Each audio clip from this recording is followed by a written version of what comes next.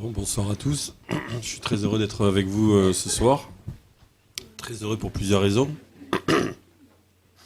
La première, c'est parce que quand on parle monnaie citoyenne et revenu de base et qu'on en parle le même soir au même moment, je trouve que c'est formidable parce que je me bats depuis des années sur cette idée de relier ces concepts ensemble. Il y en a 4 qu'il faut retenir. Le premier, c'est ce qu'on appelle les circuits courts, la relocalisation de l'économie. Le second, c'est la performance globale des entreprises, faire des entreprises des outils qui soient capables de vaincre l'abondance dans le respect de toutes leurs parties prenantes. La troisième, c'est ce qu'on appelle donc les monnaies citoyennes, monnaies complémentaires locales. Je préfère dire monnaie citoyenne parce que quand on dit monnaie locale, on a tendance à regarder un petit peu son nombril. Alors quand on dit citoyenne locale, c'est un nombril mais qui appartient à tout le monde, quoi. Donc c'est très très important de faire en sorte que les monnaies locales soient aussi des monnaies citoyennes. Et le dernier qui est très important, c'est le revenu de base qui va assurer un revenu pour tous et faire en sorte que la demande soit solvable et permettre effectivement que les entreprises locales puissent produire et vendre des biens et des services utiles à la population et que la population ait la capacité d'acheter ces produits. Donc quand on met les 4 ensemble, circuit court, performance globale des entreprises, monnaie citoyenne et revenu de base, tout à coup là on a une espèce de quartier gagnant, j'allais dire. Et c'est un peu ce quartier gagnant que je vais essayer de vous parler ce soir. Alors je vais en parler en revendiquant la totale subjectivité de ce que je vais vous dire. D'ailleurs souvent quand j'interviens, j'aime bien qu'on se mette en cercle. Là ça va être compliqué. Parce que là je suis un peu en hauteur, déjà je me sens pas très bien. Je suis un citoyen comme vous, il n'y a rien de plus que vous. Sauf que voilà, bon, j'ai depuis une dizaine d'années choisi cette direction-là. Peut-être vous avez choisi d'autres directions. Donc il n'y a absolument pas de rapport entre celui qui sait et ceux qui ne savent pas. Je viens juste témoigner en tant que citoyen. Et ce que je vais vous dire, c'est totalement subjectif et je le revendique. Et c'est peut-être pas vrai, c'est peut-être faux, mais en tout cas, c'est ce que moi je crois, c'est ce que je fais tous les jours. Et puis le soir, quand je me couche et que je regarde ma journée, je me dis, tiens, le monde a un peu changé là où je suis, et je suis content. Et du coup, le lendemain, j'ai encore plus la patate pour le changer. C'est pour ça que quand j'entends souvent dire que les choses vont mal, je dis non, chez moi, ça va pas très mal finalement. Chaque jour, ça s'améliore, ça bouge, ça change. Peut-être que dans le reste du monde, ça se dégrade, mais en tout cas, là où je suis, ça va dans la bonne direction. Et c'est cette direction-là vers laquelle je suis venu témoigner ce soir. Alors, ça, c'était la première raison, donc très heureux de venir parler de ces 4 sujets en même temps. La seconde, c'est qu'aussi, je viens pour la première fois en Suisse, et il se trouve que je suis un fan immodéré de Jean-Jacques Rousseau. Et donc, je suis très ému d'être dans la patrie de Jean-Jacques Rousseau, que je vous invite très fortement à relire au moins le contrat social, et pas d'un point de vue uniquement scolaire, mais d'un point de vue vraiment de cette vision qu'a eu cet homme il y a 300 ans, alors que tous les gens se pensaient le pouce sous le pied d'un roi. Et lui a pensé une association, une nouvelle forme d'association qui permettrait de protéger tous ses membres sans enlever la liberté d'aucun. Je ne sais pas si vous voyez un petit peu, à l'époque elle dit ça, et quand on pense aujourd'hui à ce qu'a écrit Rousseau il y a 300 ans, on se dit merde, il parlait de dans 300 ans, après nous. Et donc j'espère qu'on va aller un peu dans cette direction tous ensemble. Donc c'était la deuxième raison pour laquelle je suis heureux d'être là avec vous. Et puis la troisième aussi, c'est que j'ai été invité par Eco-Attitude, par Camille et tous ses amis, et que je trouve que partout où on se déplace, il y a de plus en plus de groupes de citoyens qui sont souvent un peu engagés dans cette logique de transition, qui nous appellent pour faire des interventions sur monnaie complémentaire, revenu de base, circuit court, performance globale des entreprises. Et alors qu'il y a 12 ans, on nous regardait avec des yeux un petit peu effarés, je trouve que de plus en plus, dans des endroits les plus reculés ou alors dans des grandes villes, ces sujets sont à l'ordre du jour, et pas seulement chez les volontaires ou les militants, mais aussi chez des personnes improbables. On sort par exemple d'un entretien de 2 heures avec le directeur de la Banque de France de la Haute-Garonne à Toulouse, et c'est pas forcément des gens auxquels on s'attendrait à être soutien des monnaies citoyennes. Eh bien si, je vous assure que les responsables des banques centrales en France sont de plus en plus intéressés par les monnaies citoyennes. Nous avons d'ailleurs développé le projet de Toulouse avec l'aide et le concours du directeur de la Banque de France du Tarn-et-Garonne. Il y a de plus en plus de grands comités de l'État qui s'intéressent à cet outil parce qu'aujourd'hui, ils n'ont plus aucun outil pour gérer les dysfonctionnements des systèmes financiers. Et donc toute tentative citoyenne de relocaliser la monnaie et l'épargne et faire en sorte que l'économie se développe dans une direction bonne pour tous, ce sont des outils qui les intéressent. Donc en préambule, ça me fait mon préambule, donc vous n'entendrez jamais dire du mal des banquiers. Pour moi, il n'y a pas des gentils quelque part et des méchants de l'autre. Il y a des citoyens qui sont pris dans des rôles. Ces rôles appartiennent à des institutions qui elles-mêmes sont liées à un processus historique, lui-même pris dans un contexte à la fois temporel, et spatial et idéologique. Et je crois que le meilleur moyen d'aller dans une autre société, c'est de considérer que le problème c'est nous, et pas eux. Parce que dans la mesure où le problème c'est nous, du coup, on peut être cause sur ce problème-là. Et là-dessus, je reviendrai sur la logique de transition. Si vous voulez transformer des chenilles en papillons, arrêtez de vivre avec des papillons. Il faut être en contact avec des chenilles. Parce que les chenilles, s'il n'y en a pas autour de vous, vous risquez pas de les transformer en papillons. Donc moi, je fais partie de ceux qui aiment bien être entourés de chenilles et puis faire en sorte d'aider ces chenilles à, progressivement, si elles le souhaitent, sans les forcer, chacun a son choix, de passer de la chenille au papillon. Et d'ailleurs, à propos de ces chenilles, quand une chenille, si une chenille un peu curieuse essayait de regarder à travers le trou d'un cocon et qu'elle voyait une chenille en transition, elle serait bouleversée. Parce que pour elle, ce serait la fin du monde. Vous imaginez ce qu'elle verrait, cette espèce de chenille qui se décomposerait. Seulement voilà, elle aurait fait que la moitié du chemin, parce que l'autre moitié, c'est qu'elle va se décomposer pour se recomposer en papillon. Et si on regarde la chenille se décomposer sans voir le papillon qu'elle est en train de devenir, alors tout à coup, on a l'impression que c'est la fin du monde. Alors qu'en fait, c'est la fin du monde. La fin, F-A-I-M. Le monde a faim de quelque chose de nouveau, de quelque chose de neuf, de quelque chose qui ne s'est pas encore passé. Et que pour que cette chose de neuve qui ne s'est pas encore passée arrive, eh bien, il faut se transformer là où on est, là où on vit, là où on a toujours vécu, parce que les grands changements de société se sont pas faits par le haut. Aucun changement de société n'a été fait par le haut. Il a toujours été fait par le bas, toujours été fait par des petits groupes qui ont expérimenté des choses, parce que justement, l'organisation en place, la légitimité qui s'était faite pendant des années dans telle ou telle institution, n'a pas permis de résoudre des problèmes nouveaux qui se sont créés à l'endroit où on se trouve.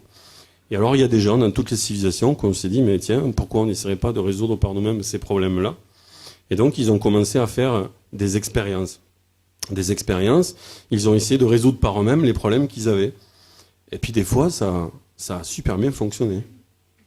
Voire même, à chaque fois qu'on est allé jusqu'au bout de cette juste cause, c'est-à-dire de résoudre des problèmes là où on était, eh bien ça s'est répandu et ça a créé des civilisations nouvelles.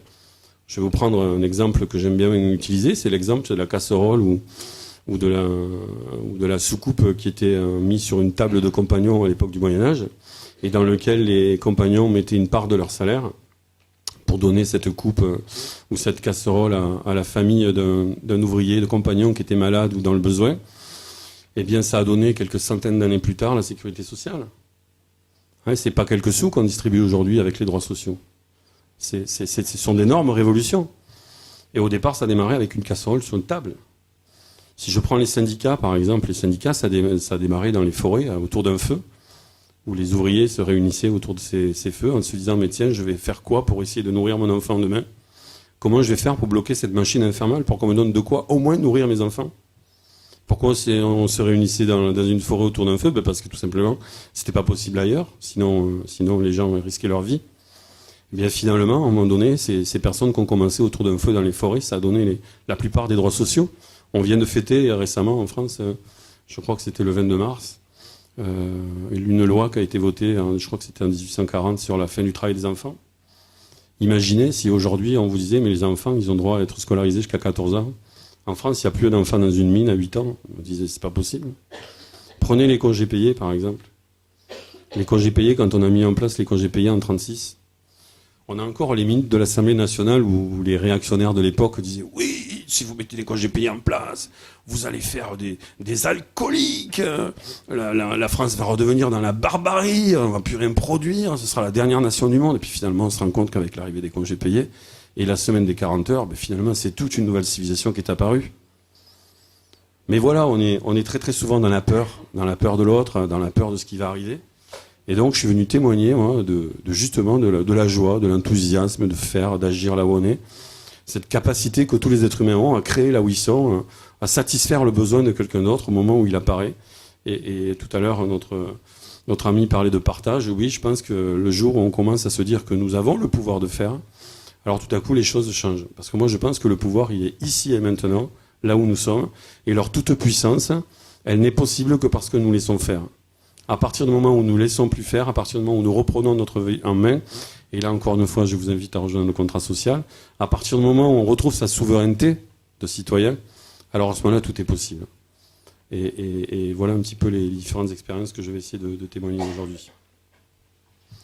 Alors la première chose très très importante, c'est le fait que on vit aujourd'hui dans une société dans laquelle on ne voit pas ce qu'on appelle les architectures invisibles. Qu'est-ce que c'est les architectures invisibles ? C'est un nom donné par Nobel, peut-être vous le connaissez, qui a beaucoup travaillé sur les monnaies libres. Bien, imaginons qu'on vous endorme tous, là, et qu'on vous glisse une paille dans la bouche, on vous la scotche, et puis on vous fait vous réveiller en ayant oublié que vous avez cette paille dans la bouche. Eh bien, vous allez vivre très rapidement l'expérience de la rareté de l'air, une chose que vous n'aviez jamais vécue jusqu'à présent. Eh bien, si vous continuez à respirer avec cette paille, vous allez organiser toute votre vie autour de cette rareté de l'air. Vous imaginerez pas finalement que l'air est abondant dans la pièce. Parce que vous ne savez pas que l'air est abondant, puisque vous n'y avez accès qu'à travers cette paille. Et donc, vous allez organiser toute une société autour de cette rareté, alors qu'en fait, cette rareté, elle est totalement illusoire et organisée. Et donc, le premier constat que nous faisons, à la fois chez les monnaies citoyennes et le revenu de base, c'est de dire aux citoyens, attention, vous vivez dans un monde dans lequel vous pensez la rareté, alors qu'en fait, le monde dans lequel nous vivons, c'est un monde d'abondance. Et cette abondance, en fait, elle est raréfiée, artificiellement. Alors, je ne vais pas rentrer dans les raisons les raisons, on va dire, morales de cette organisation de la rareté, parce que je pense que nous sommes tous co-responsables de cette rareté. À la fois parce que nous avons délégué, et là encore, je vous renvoie au contrat social, parce que nous avons délégué une partie de notre souveraineté à des représentants. Or, tout le monde sait que la souveraineté, ça ne se représente pas. Et qu'à partir du moment où nous avons décidé de transférer une part de notre souveraineté, la production aux entreprises, la politique aux élus, la science aux scientifiques, ou la connaissance aux scientifiques, la création aux artistes, eh bien, à partir du moment où on a transféré cette souveraineté et qu'on ne l'exerce plus par soi-même, eh bien, à ce moment-là, on vit aux dépens de ceux qui exercent cette souveraineté à notre place. Et donc, je pense qu'une chose très importante au démarrage, c'est de se dire « je suis responsable de la situation dans laquelle nous sommes aujourd'hui. » Bien sûr, il y a d'autres responsables que moi. Mais si déjà moi, je me sens responsable de la situation dans laquelle je vis, alors peut-être je vais commencer à la changer à partir de l'endroit où je suis. Et la première chose à faire, c'est d'enlever la paille. Et là, tout à coup, on va se dire tout cet air, tout cet oxygène, d'ailleurs, des fois, au début, on a un peu la tête qui tourne, on fait des conneries. Après, il faut arrêter de respirer très vite, on n'a pas besoin de respirer autant. Mais au début, il y a cette sensation d'ivresse, un petit peu, là, de tout cet air disponible pour faire des choses et tout. Je peux faire des choses, je peux faire des choses et ça marche. Oui, ça marche. Et je crois que c'est cet enthousiasme. Il y a, peut-être vous connaissez Olympe de Gouges, notre billet à Montauban, on va s'appeler Olympe.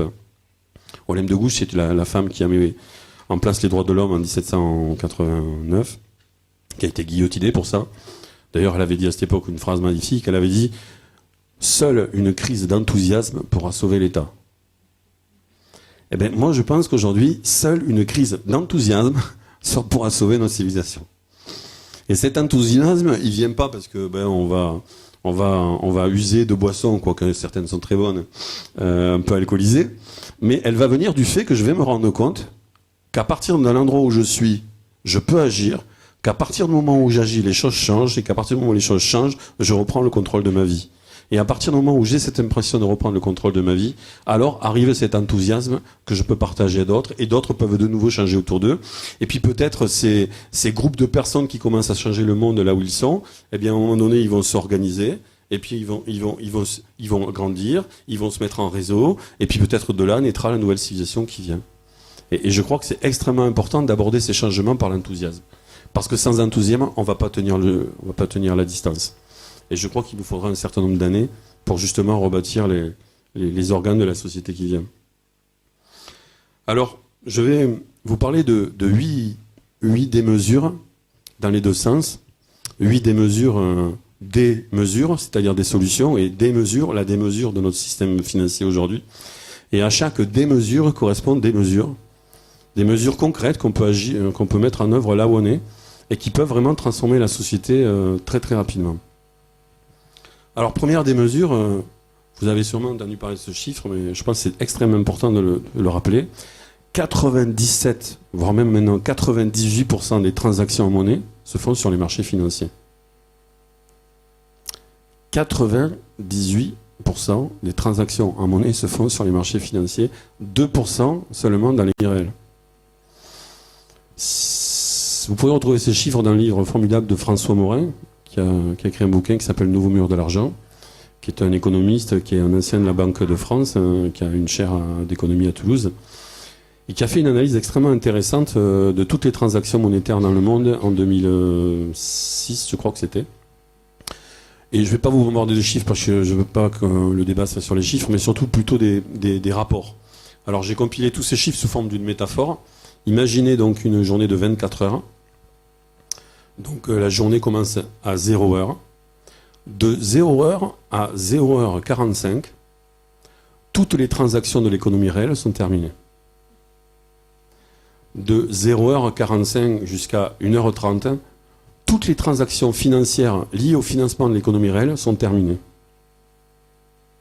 D'une heure 30 à 2 heures et quart, toutes les transactions d'échange de devises nécessaires au commerce international sont terminées. Par exemple, j'ai besoin d'acheter une pièce aux États-Unis, je vais vendre des euros pour acheter du dollar, et avec ces dollars, je vais acheter ma pièce qui est fabriquée aux États-Unis. À 2 heures et quart, toutes les transactions nécessaires à la production de biens et de services et d'informations réelles sont terminées. De 2 heures et quart jusqu'à 8h30 du matin, seulement va avoir lieu des transactions d'échange de devises pour profiter de la hausse ou de la baisse d'un prix. De 2 heures et quart jusqu'à 8h30. Et de 8h30 du matin jusqu'à minuit, ce ne sont que des transactions de couverture de risque à la hausse ou à la baisse. D'un support, alors ça peut être de blé, de maïs, de pétrole. Vous savez que les marchandises qui viennent d'Amérique du Sud et qui arrivent en Europe, les marchandises qui sont dans le bateau, elles changent de main 15 fois le temps du trajet. Pour vous imaginer la nécessité économique de ce changement de main pendant la traversée entre l'Amérique du Sud et l'Europe. Donc, 98% des transactions monétaires se font sur les marchés financiers, 2% dans l'économie réelle. Ça, c'est vraiment la démesure. Et c'est quoi les mesures ? Eh bien, c'est d'instaurer, partout où l'on peut, des monnaies citoyennes locales. Alors, c'est quoi la monnaie citoyenne locale ? La monnaie citoyenne locale, elle va réagir en 5 points là-dessus. Premier point, il faut savoir que 85% de la monnaie en circulation est une monnaie privée. En fait, c'est un crédit. C'est une monnaie crédit, ce qu'on appelle une monnaie de dette. C'est-à-dire que quand vous allez emprunter de l'argent à la banque va vous donner de l'argent, en fait, elle va vous faire crédit, en fait. Et vous, quand vous allez dans cette banque, vous pensez souvent que cet argent, en fait, quelqu'un d'autre l'a déposé. Et donc, on va vous prêter de l'argent que quelqu'un d'autre a déposé. Mais en fait, ça, c'est pas vrai. La plus grosse partie de l'argent mis en circulation aujourd'hui, 85% de la monnaie, en fait, ça a été créé ex nihilo au moment où vous allez demander de l'argent à votre banquier. Et donc, votre banquier, qu'est-ce qu'il va faire? En fait, il va évaluer votre solvabilité. Et à partir du moment où il a évalué votre solvabilité, il va créer ex nihilo cette monnaie, en fait. Et en fait, au fur et à mesure que vous allez rembourser cette monnaie, ensuite, il va la détruire. Ce qu'on appelle une monnaie temporaire. Et comment il peut faire ça? Parce qu'il dispose de fonds propres, et on lui demande d'avoir à peu près 15%, ça dépend des pays, à peu près 15% de monnaie centrale, c'est-à-dire de la vraie monnaie fabriquée par les banques centrales, en dépôt chez lui, ou alors sur un compte auprès de la banque centrale, qui va lui permettre en fait d'opérer cette démultiplication par le crédit. Et c'est cette masse d'argent dette en fait qui sert ensuite à financer tous ces délires financiers que nous avons aujourd'hui. Parce que moi personnellement, je ne suis pas opposé à l'utilisation des marchés pour gérer les risques. C'est leur objectif initial, ils ont été créés pour ça, ils le font très bien. Moi, ce qui me gêne, c'est d'utiliser le risque pour faire de l'argent. Parce que finalement, les marchés financiers, qu'est-ce qu'ils font? Ils cassent les risques et ils les répartissent sur un certain nombre d'acteurs. Ça, c'est tout à fait quelque chose que nous pourrions mutualiser. Hein, c'est ce qu'on fait exactement avec les assurances. Hein, toutes les maisons ne brûlent pas au même moment. Par contre, imaginez l'assureur qui gagne de l'argent si votre maison, elle brûle. Bah, peut-être qu'il aurait des démarches différentes dans la gestion de votre assurance. Eh ben, c'est un peu ça le problème aujourd'hui des risques financiers. C'est que ceux qui gèrent votre risque, ils ont aussi, souvent, un avantage à ce que ce risque court. Et donc, que font les monnaies citoyennes? Eh bien, quand vous allez créer une monnaie citoyenne, je vous ai amené par exemple des coupons billets du sol violette, on peut les faire distribuer. Vous verrez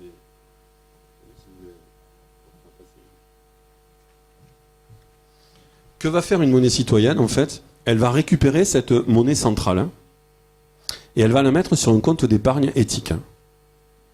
C'est-à-dire, on va aller chercher de la monnaie centrale dans des banques commerciales privées, et on va prendre cette monnaie centrale et on va la mettre sur un compte épargne éthique. Et là, il se passe deux choses importantes. La première, c'est que nous allons diviser le multiplicateur de crédit de la société bancaire commerciale, et nous avons multiplié le multiplicateur de crédit de la banque éthique, puisque nous lui amenons de la monnaie centrale. Donc il pourra faire plus de crédit. Et ce crédit va aller beaucoup plus vers des entreprises respectueuses des humains et de la nature, puisque justement, c'est une banque éthique. Et la deuxième chose que nous faisons, c'est que nous mettons en circulation un coupon billet, qui est ni plus ni moins qu'un titre. Hein, on a copié exactement le modèle financier international. Donc c'est un titre, en fait, puisqu'en fait c'est une reconnaissance de dette qu'on vous donne. Mais cette reconnaissance de dette, elle ne pourra circuler qu'à travers un réseau d'acteurs agréés, respectueux des humains et de la nature. Et comment il aura été agréé? Par un groupe local, composé de toutes les parties prenantes de l'économie locale, collectivités, citoyens, entrepreneurs, partenaires financiers et groupes de fondateurs. Et c'est eux qui vont décider, à partir de critères environnementaux, sociaux, locaux, de quel type d'acteurs ils vont faire entrer dans le réseau et sous quelles conditions. Et donc, grâce à une monnaie citoyenne, vous avez donc un double effet. Premier effet, vous ramenez la monnaie centrale au niveau local. Deuxième effet, vous mettez en circulation un titre qui ne veut plus remonter sur les marchés financiers, mais qui ne peut circuler qu'à travers un réseau d'acteurs respectueux des humains et de la nature. Et troisième effet, qui se coule même, il y en a 3 pour le prix de 2, c'est que l'épargne que vous avez collectée, vous allez la réinvestir dans l'appareil de production local. Nous, avec l'épargne que nous avons gagnée, hein, qui sert à garantir nos billets, nos partenaires financiers investissent dans des entreprises locales respectueuses des humains et de la nature et font du microcrédit pour des personnes en situation de difficulté financière. Et là, on retrouve le lien dont parlait tout à l'heure notre ami, c'est-à-dire que la monnaie va faire de l'inclusion financière, et plus de l'exclusion financière. Donc, vous voyez, utiliser une monnaie citoyenne, c'est pas neutre, c'est pas un gadget. C'est un puissant effet levier pour transformer, depuis la base, tous nos systèmes financiers. Parce qu'il n'est pas question de dépenser 5% de monnaie citoyenne. Hein. On ne vous demande pas ça. On vous demande juste 15%. De trouver les moyens d'organiser un réseau qui vous permet de dépenser 15% de votre monnaie en monnaie citoyenne. Et si vous faites ça, eh bien, qu'est-ce qui va se passer? Eh bien, vous allez assécher progressivement les banques commerciales privées de leur monnaie centrale. Et à ce moment-là, de deux choses l'une, soit elles iront à nouveau auprès des banques centrales demander plus de monnaie centrale, et nous, ça nous va bien, parce que moi, je préfère voir de la monnaie centrale en circulation que de la monnaie de dette et de la monnaie de crédit. Ou alors, dans ces cas-là, eh bien, elles changeront leur fusil d'épaule et elles recommenceront à investir dans l'économie locale. Donc, c'est pas neutre utiliser une monnaie citoyenne, c'est vraiment un objet militant, un objet d'engagement. Et il peut y avoir des transformations importantes si on est assez nombreux pour le faire. Deuxième chose qu'on fait avec les monnaies citoyennes aussi, en plus de relocaliser l'épargne et de refaire circuler ce type de paiement, c'est qu'on contrôle à nouveau le PIB, ce qu'on produit. Puisqu'on accepte des entreprises qui sont respectueuses des humains et de la nature sur des critères environnementaux, sociaux et locaux. Ça veut dire quoi? Ça veut dire donc qu'avec ce coupon billet que vous tenez dans les mains, on ne peut pas acheter tout et n'importe quoi. On peut acheter des produits, des services et de l'information qui respectent un certain nombre de critères environnementaux, sociaux et locaux. Et donc, on va réorienter notre PIB noir en PIB doux, comme on dit, le produit intérieur doux, ou le bonheur intérieur doux aussi, c'est ce que disent certains amis à nous. Donc, très important, relocalisation de l'épargne, qui serait investie dans l'économie locale, démultiplicateur de crédit pour les banques éthiques et puis diviseur de crédit pour les banques commerciales privées, réorientation de la production vers des produits respectueux des humains et de la nature, mais c'est pas tout. C'est que cette monnaie, elle va être fondante. Ça veut dire quoi, fondante? Ça veut dire que si vous n'utilisez pas, en fait, elle va perdre de sa valeur. Alors, souvent, il y en a qui disent « Ouais, mais la fonte, c'est un gadget, ça sert à rien. » Alors, je vous invite à relire dans l'histoire ce qu'on appelait le miracle de Worms. Il y en a plusieurs qui l'ont testé. Donc, la fonte, elle est apparue avec un type qui s'appelait Silvio Gesell, donc dans les années 30. Il faut savoir que Silvio Gesell, Keynes en parle dans sa théorie générale de la monnaie. Et il dit la chose suivante, je le cite de tête. On apprendra plus de Silvio Gesell que de Marx. Waouh! On apprendra plus de Silvio Gesell que de Marx. Alors qu'est-ce qu'il a fait, ce monsieur Gesell? Ce monsieur Gesell, il a dit, voilà, on a une monnaie qui sert à échanger des biens et des services. Mais le problème de cette monnaie, c'est qu'elle n'a pas toutes les propriétés de la marchandise. Si vous prenez un homme qui a un sac de patates, et de l'autre côté un homme qui a de la monnaie, en quantité égale au prix du sac de patates, si vous les faites marcher en même temps, au bout d'un moment, celui qui a des patates, il va se trouver en difficulté. Parce que s'il ne vend pas ses patates, elles vont pourrir. Et l'autre qui l'accompagne à côté, il peut se dire, moi j'attends. J'attends qu'ils soient prêts à me les vendre. Ah, c'est sûr, à un moment donné, il va être obligé de les vendre, sinon il ne pourra plus les vendre. Du tout. Et cette fonction de thésaurisation, qui au départ était une fonction qui permettait effectivement de projeter dans le temps ces achats, je gagne de l'argent. Imaginons que je vous achète une maison en neuf. Le temps que vous finissiez ma maison, vos œufs, ils auront tous pourri. Donc cette fonction de réserve était extrêmement importante pour l'économie, surtout l'économie telle qu'elle s'est complexifiée aujourd'hui. Mais elle est devenue maintenant un rapport de force sur les producteurs. Et donc la fonte, ça consiste à dire on a besoin de deux monnaies. Une monnaie de thésaurisation et d'échange entre les territoires de vie, où là effectivement on peut thésauriser cette monnaie. Et puis on a besoin d'une deuxième monnaie, une monnaie au moins d'une deuxième, une monnaie de circulation, une monnaie qui sert à échanger des biens et des services dans un territoire de vie. Et pour éviter que cette monnaie elle soit thésaurisée et donc elle fasse pression sur la circulation des richesses, eh bien on va lui faire perdre de la valeur. Et donc la valeur par exemple d'un sol violette, elle perd sa valeur tous les 3 mois de 2%. Autrement dit, si votre sol violette, vous ne l'utilisez pas pendant un an, votre monnaie, elle aura perdu 8% de sa valeur. Vous allez me dire, mais c'est terrible. De la monnaie qui perd de la valeur. N'oubliez pas la paille.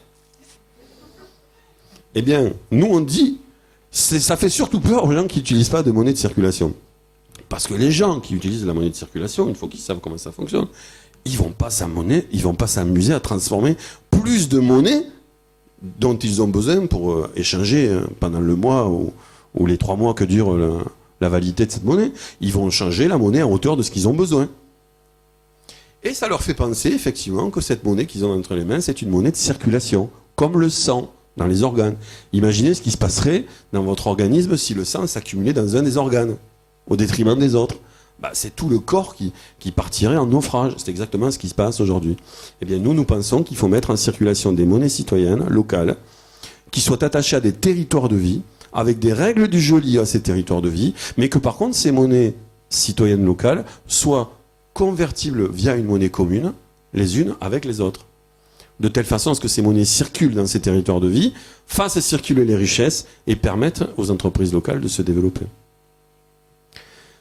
Et le dernier point très important des monnaies citoyennes, c'est la gouvernance de la monnaie. Une monnaie citoyenne, elle est gouvernée par toutes les parties prenantes de l'économie locale.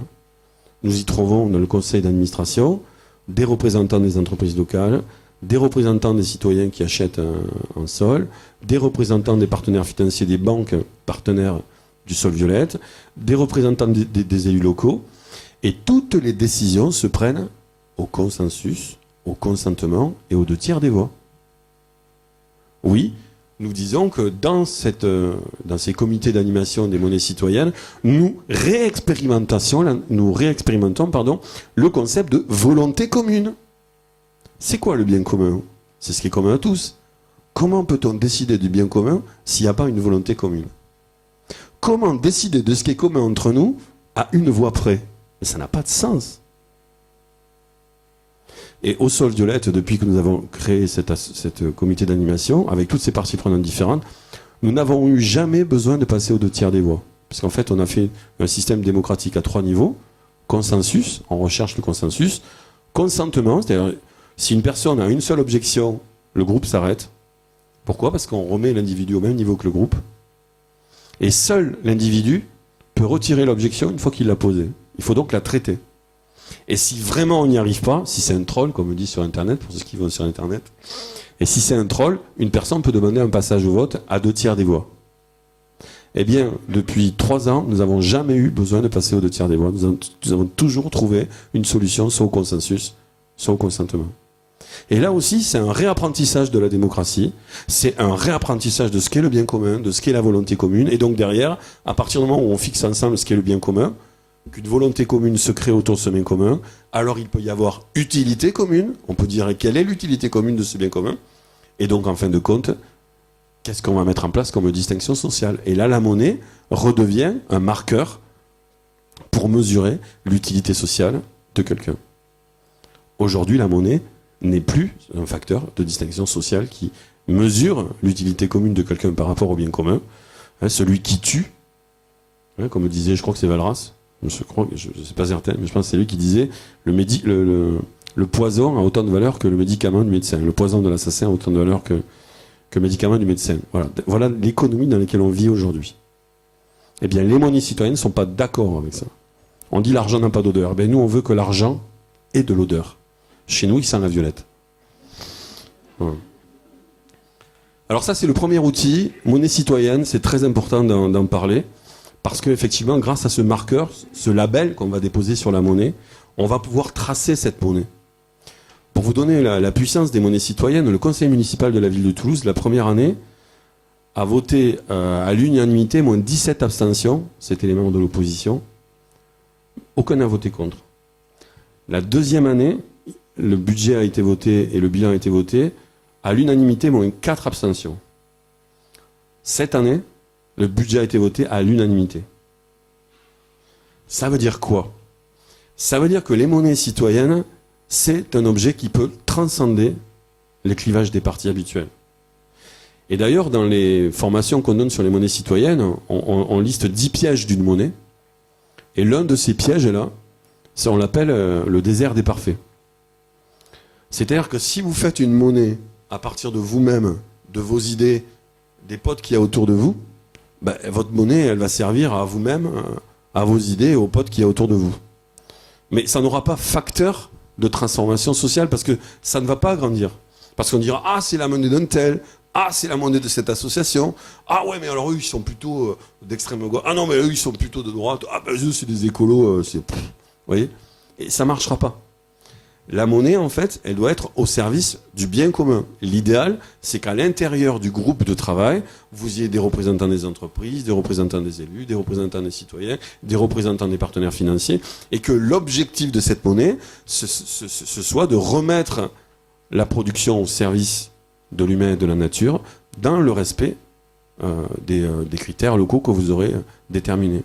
Donc c'est extrêmement important que cette monnaie citoyenne, elle soit vraiment bâtie vraiment dans ce sens de républicain, entre guillemets, de faire société entre nous. Et ça, c'est très très important. Donc voilà, première des mesures, 98% des mesures, créer des monnaies citoyennes. Et même si vous êtes que 100 ou 50, que vous avez que 4 ou 5 partenaires, allez-y. Tout ce qui a été petit peut devenir grand, et tout ce qui a été grand était petit. N'oubliez pas la casserole. On ne fait pas les choses parce qu'elles sont grandes, parce que souvent, il y a des tas de volontaires qui vont faire « Ouais, mais tu te rends compte, le système, il est énorme. Et nous, on fait un petit truc, là, ça pèse rien du tout. » Mais qu'est-ce que pesait la casserole à l'époque des compagnons ? Qu'est-ce que pesaient les droits individuels juste avant la Révolution française ? Bon, je parle un peu de Révolution française. Hein ? Imaginez ces gens qui, à ce moment-là, ils étaient très peu nombreux, ils disaient « Mais attendez, mais vous n'êtes pas les sujets d'un roi. Vous avez des droits individuels. Vous n'êtes pas les pieds, le pied, le pouce d'un roi. Non, vous avez des droits. Allez poser la question dans une maternelle aujourd'hui à un gamin de 10 ans. Et demandez-lui s'il a des droits. Le gamin, il n'est pas fou, il va dire oui. Mais c'est complètement construit. La paille. Deuxième des mesures, les magasins pleins et les ventres vides. Ça vous paraît pas totalement aberrant? Nous vivons dans une société qui a mis des centaines de milliers d'années à vaincre la rareté. Quand je parle de la rareté, je parle des besoins fondamentaux. Donc se loger, se nourrir, se vêtir, s'informer, être en bonne santé, se transporter, enfin la base, être en santé. Aujourd'hui, nous pourrions vêtir, loger, nourrir, informer, maintenir en santé tous les gens de la planète, sans aucun problème. Il n'y a pas de problème.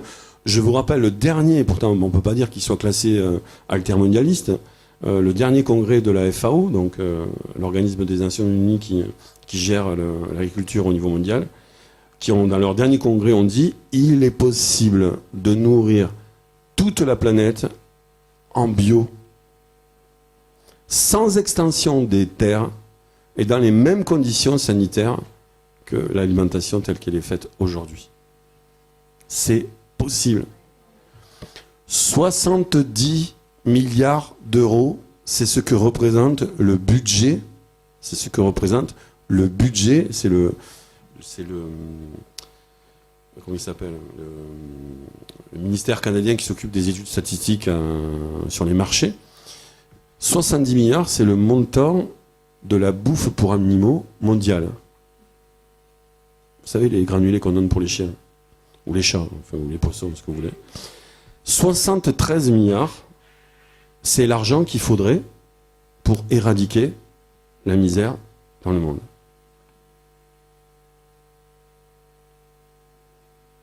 Donc, c'est pas un problème d'impossibilité. C'est un problème qu'il faut sortir la paille. Et pour ça, il y a une nouvelle mesure, c'est le revenu de base inconditionnel. Le revenu de base inconditionnel, c'est... Eh bien, je vais vous lire la définition que nous avons votée au consensus lors de la dernière réunion du mouvement français pour l'instauration d'un revenu de base, qui a eu lieu le 2 et 3 mars à Paris. Et dedans, il y avait des gens de droite, des gens de gauche, des écolos, des sans-partis, des pirates, il y avait de tout. Et donc, à l'unanimité, voilà ce qu'on a voté. Le revenu de base est un droit inaliénable, inconditionnel, cumulable avec d'autres revenus, distribué par une communauté politique à tous ses membres, de la naissance à la mort, sur base individuelle, sans contrôle des ressources ni exigence de contrepartie, dont le montant et le financement sont ajustés démocratiquement. C'est une révolution.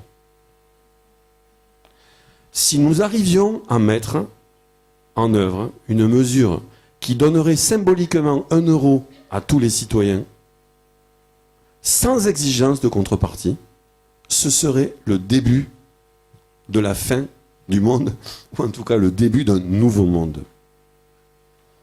Alors vous allez me dire, oui, c'est une mesure de solidarité, oui, mais quand même les gens, ils ont qu'à bosser. Oui, mais le problème, c'est qu'aujourd'hui, nous ne pouvons plus faire travailler tout le monde.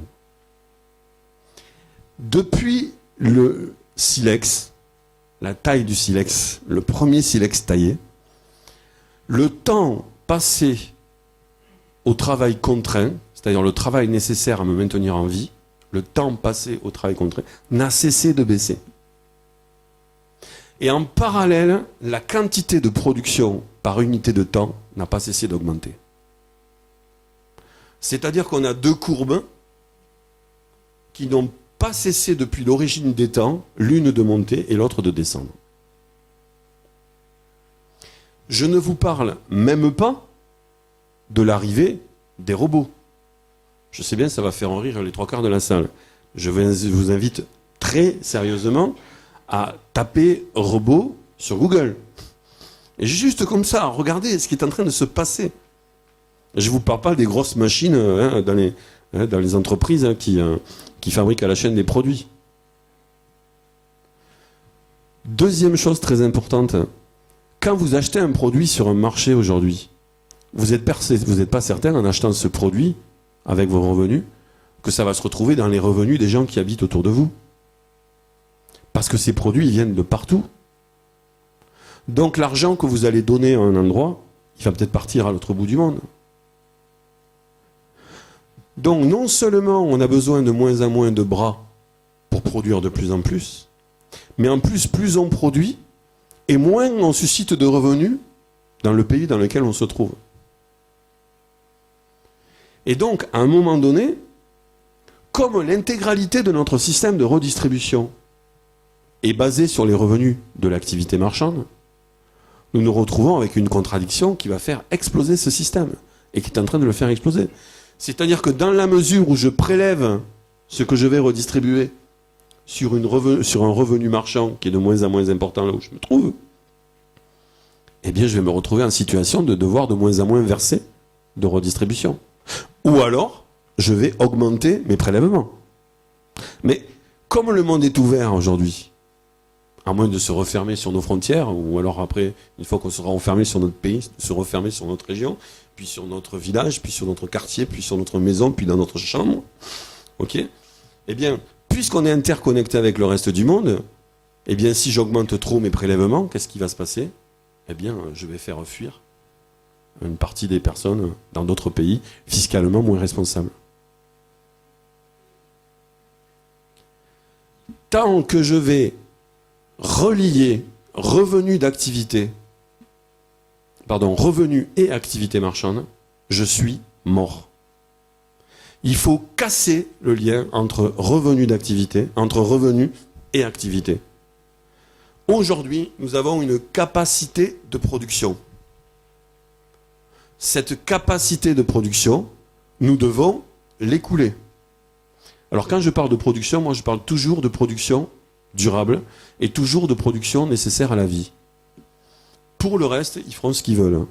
Mais moi je m'occupe déjà de cette partie-là parce qu'aujourd'hui, comme vous le savez, c'est cette partie qui nous manque le plus. Se loger, se nourrir, se vêtir, ça faut mettre en bonne santé et se transporter. Donc, si je maintiens un lien entre revenus et activité, je suis sûr que je vais aller vers une explosion sociale très très rapidement.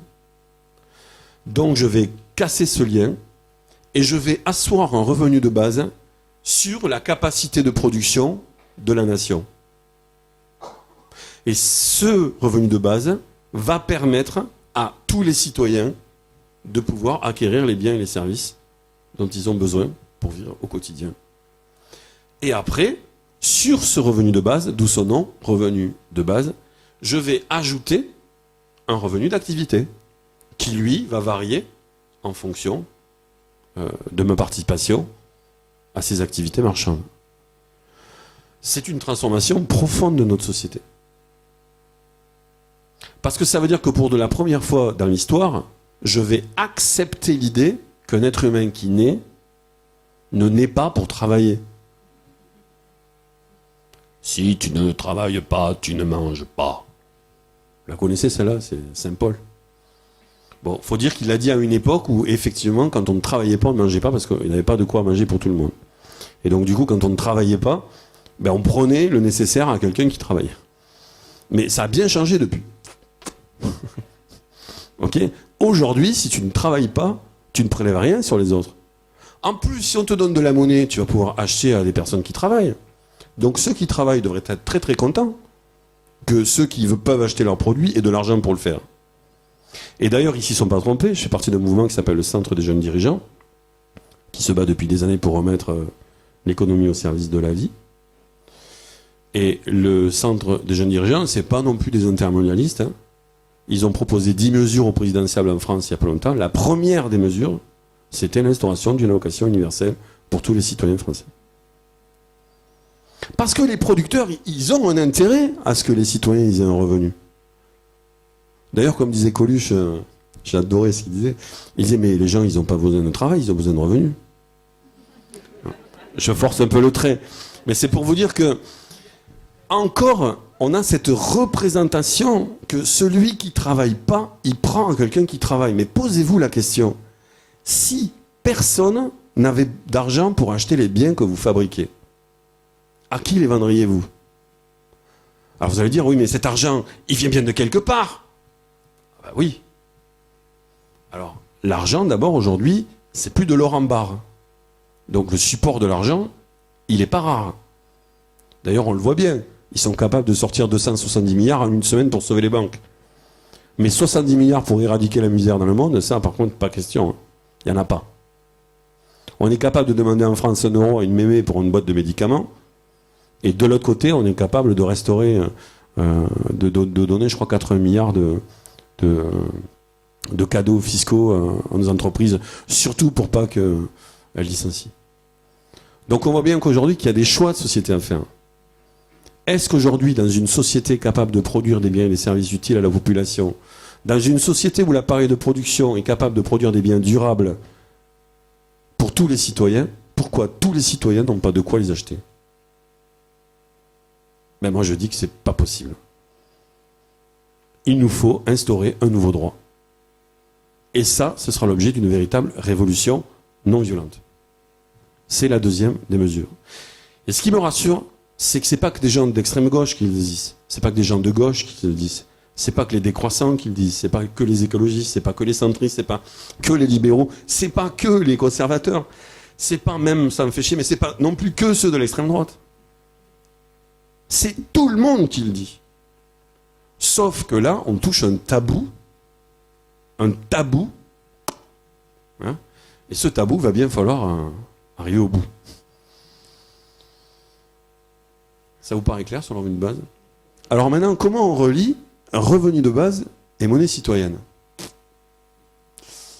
Eh bien, si on veut que ça fonctionne bien, parce qu'il ne faudrait pas non plus créer une société dans laquelle on vous apporterait de grandes méga entreprises internationales, vous amènerez votre steak fait de comment dirais-je, de protéines, etc., contre un crédit que vous auriez obtenu via un gros institutionnel mondial qui vous donnerait votre subside, qui vous permettrait d'acheter après tout ça auprès de grandes multinationales. C'est pas du tout la société dont j'ai envie. Je sais pas vous, mais moi je rêve de diversité, d'expérimenter le chemin de son propre bonheur pour tous les citoyens. Enfin bref, c'est un truc comme ça. Eh bien, c'est là où le mélange entre revenu de base et monnaie citoyenne va s'accorder pleinement. C'est que moi, je suis pour qu'on verse ce revenu de base au maximum en monnaie citoyenne. Pourquoi je suis pour qu'on verse un maximum ce revenu de base en monnaie citoyenne? Parce que d'abord, ce revenu de base versé en monnaie citoyenne, il va donc se dépenser prioritairement des entreprises respectueuses des humains et de la nature. Puisque seules les entreprises respectueuses des humains et de la nature pourront recevoir cette monnaie citoyenne. Deuxièmement, il va se dépenser localement, dans l'appareil de production local. Et donc, comme cet appareil de production aujourd'hui, il est moribond, je travaille avec un économiste qui est très très pointu sur le sujet, qui s'appelle Gabriel Colettis, et qui a travaillé sur ce qu'on appelle les richesses, le capital richesse régionaux, capital richesse territoriaux. Aujourd'hui, nous avons totalement désindustrialisé nos territoires de vie. Nous avons maintenant la quasi-totalité des productions qui arrivent de mondes lointains. Si nous versons le revenu de base en monnaie citoyenne locale, nous allons créer une demande locale. Et donc derrière, des entreprises vont pouvoir répondre à ces demandes. Alors pour pas créer un choc, nous on propose que ce revenu de base soit versé d'abord 1/5 la première année, 2/5 la deuxième année, 3/5 la quatrième année, 4/5 la cinquième année et 5/5 la dernière année. Pourquoi?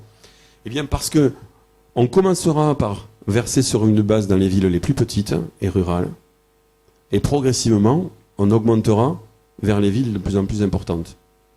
Et qu'est-ce que ça va nous permettre de faire? Ça va nous permettre de rendre libre un certain nombre de citoyens qui s'est entassé dans des grandes villes, dans des ghettos, pour que ces gens puissent revenir dans des villes beaucoup plus petites. Ces personnes avec ces revenus recréeront de l'activité moyenne, locale, commerçants, entrepreneurs locaux. Du coup, impôts locaux, du coup, services publics, restructuration de petites collectivités et de communautés qui se connaissent.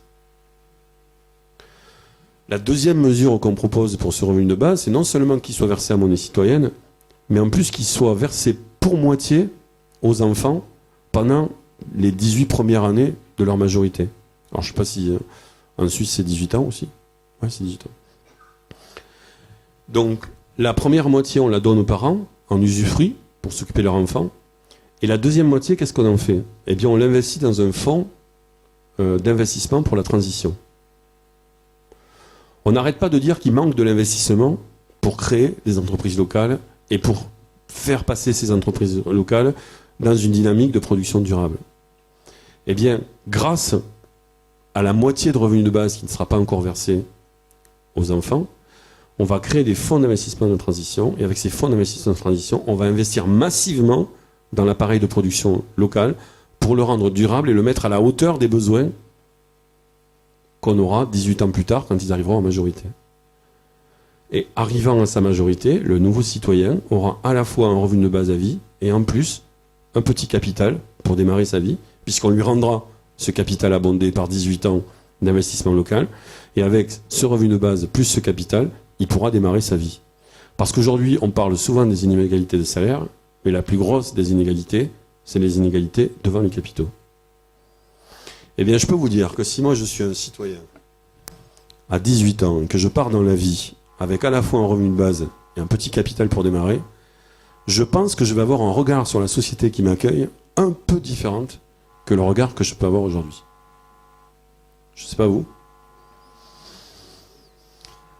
Dernier point, pour réunir les deux, on voit bien que si on verse notre revenu de base à monnaie citoyenne, il va nous falloir faire aussi une dernière chose très importante, c'est recréer des circuits courts. Le problème que nous avons aujourd'hui, c'est que les circuits sont de plus en plus longs, les entreprises de plus en plus grosses et les productions de plus en plus massives. Mais ça ne vous rappelle pas la préhistoire avec les dinosaures? J'ai l'impression qu'ils sont en train de reproduire en fait le même principe que les dinosaures à l'époque de la préhistoire en fait. Et pourquoi?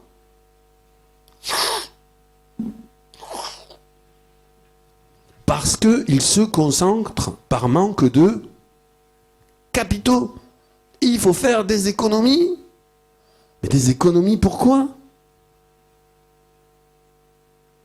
Si nous sommes capables de produire localement, si la main-d'œuvre est disponible, si la matière première est disponible, si la production est durable, si les gens sont formés, si le besoin a été validé par toutes les parties prenantes de l'économie locale, pourquoi, expliquez-moi pourquoi il faudrait demander l'autorisation de créer la monnaie nécessaire à l'investissement?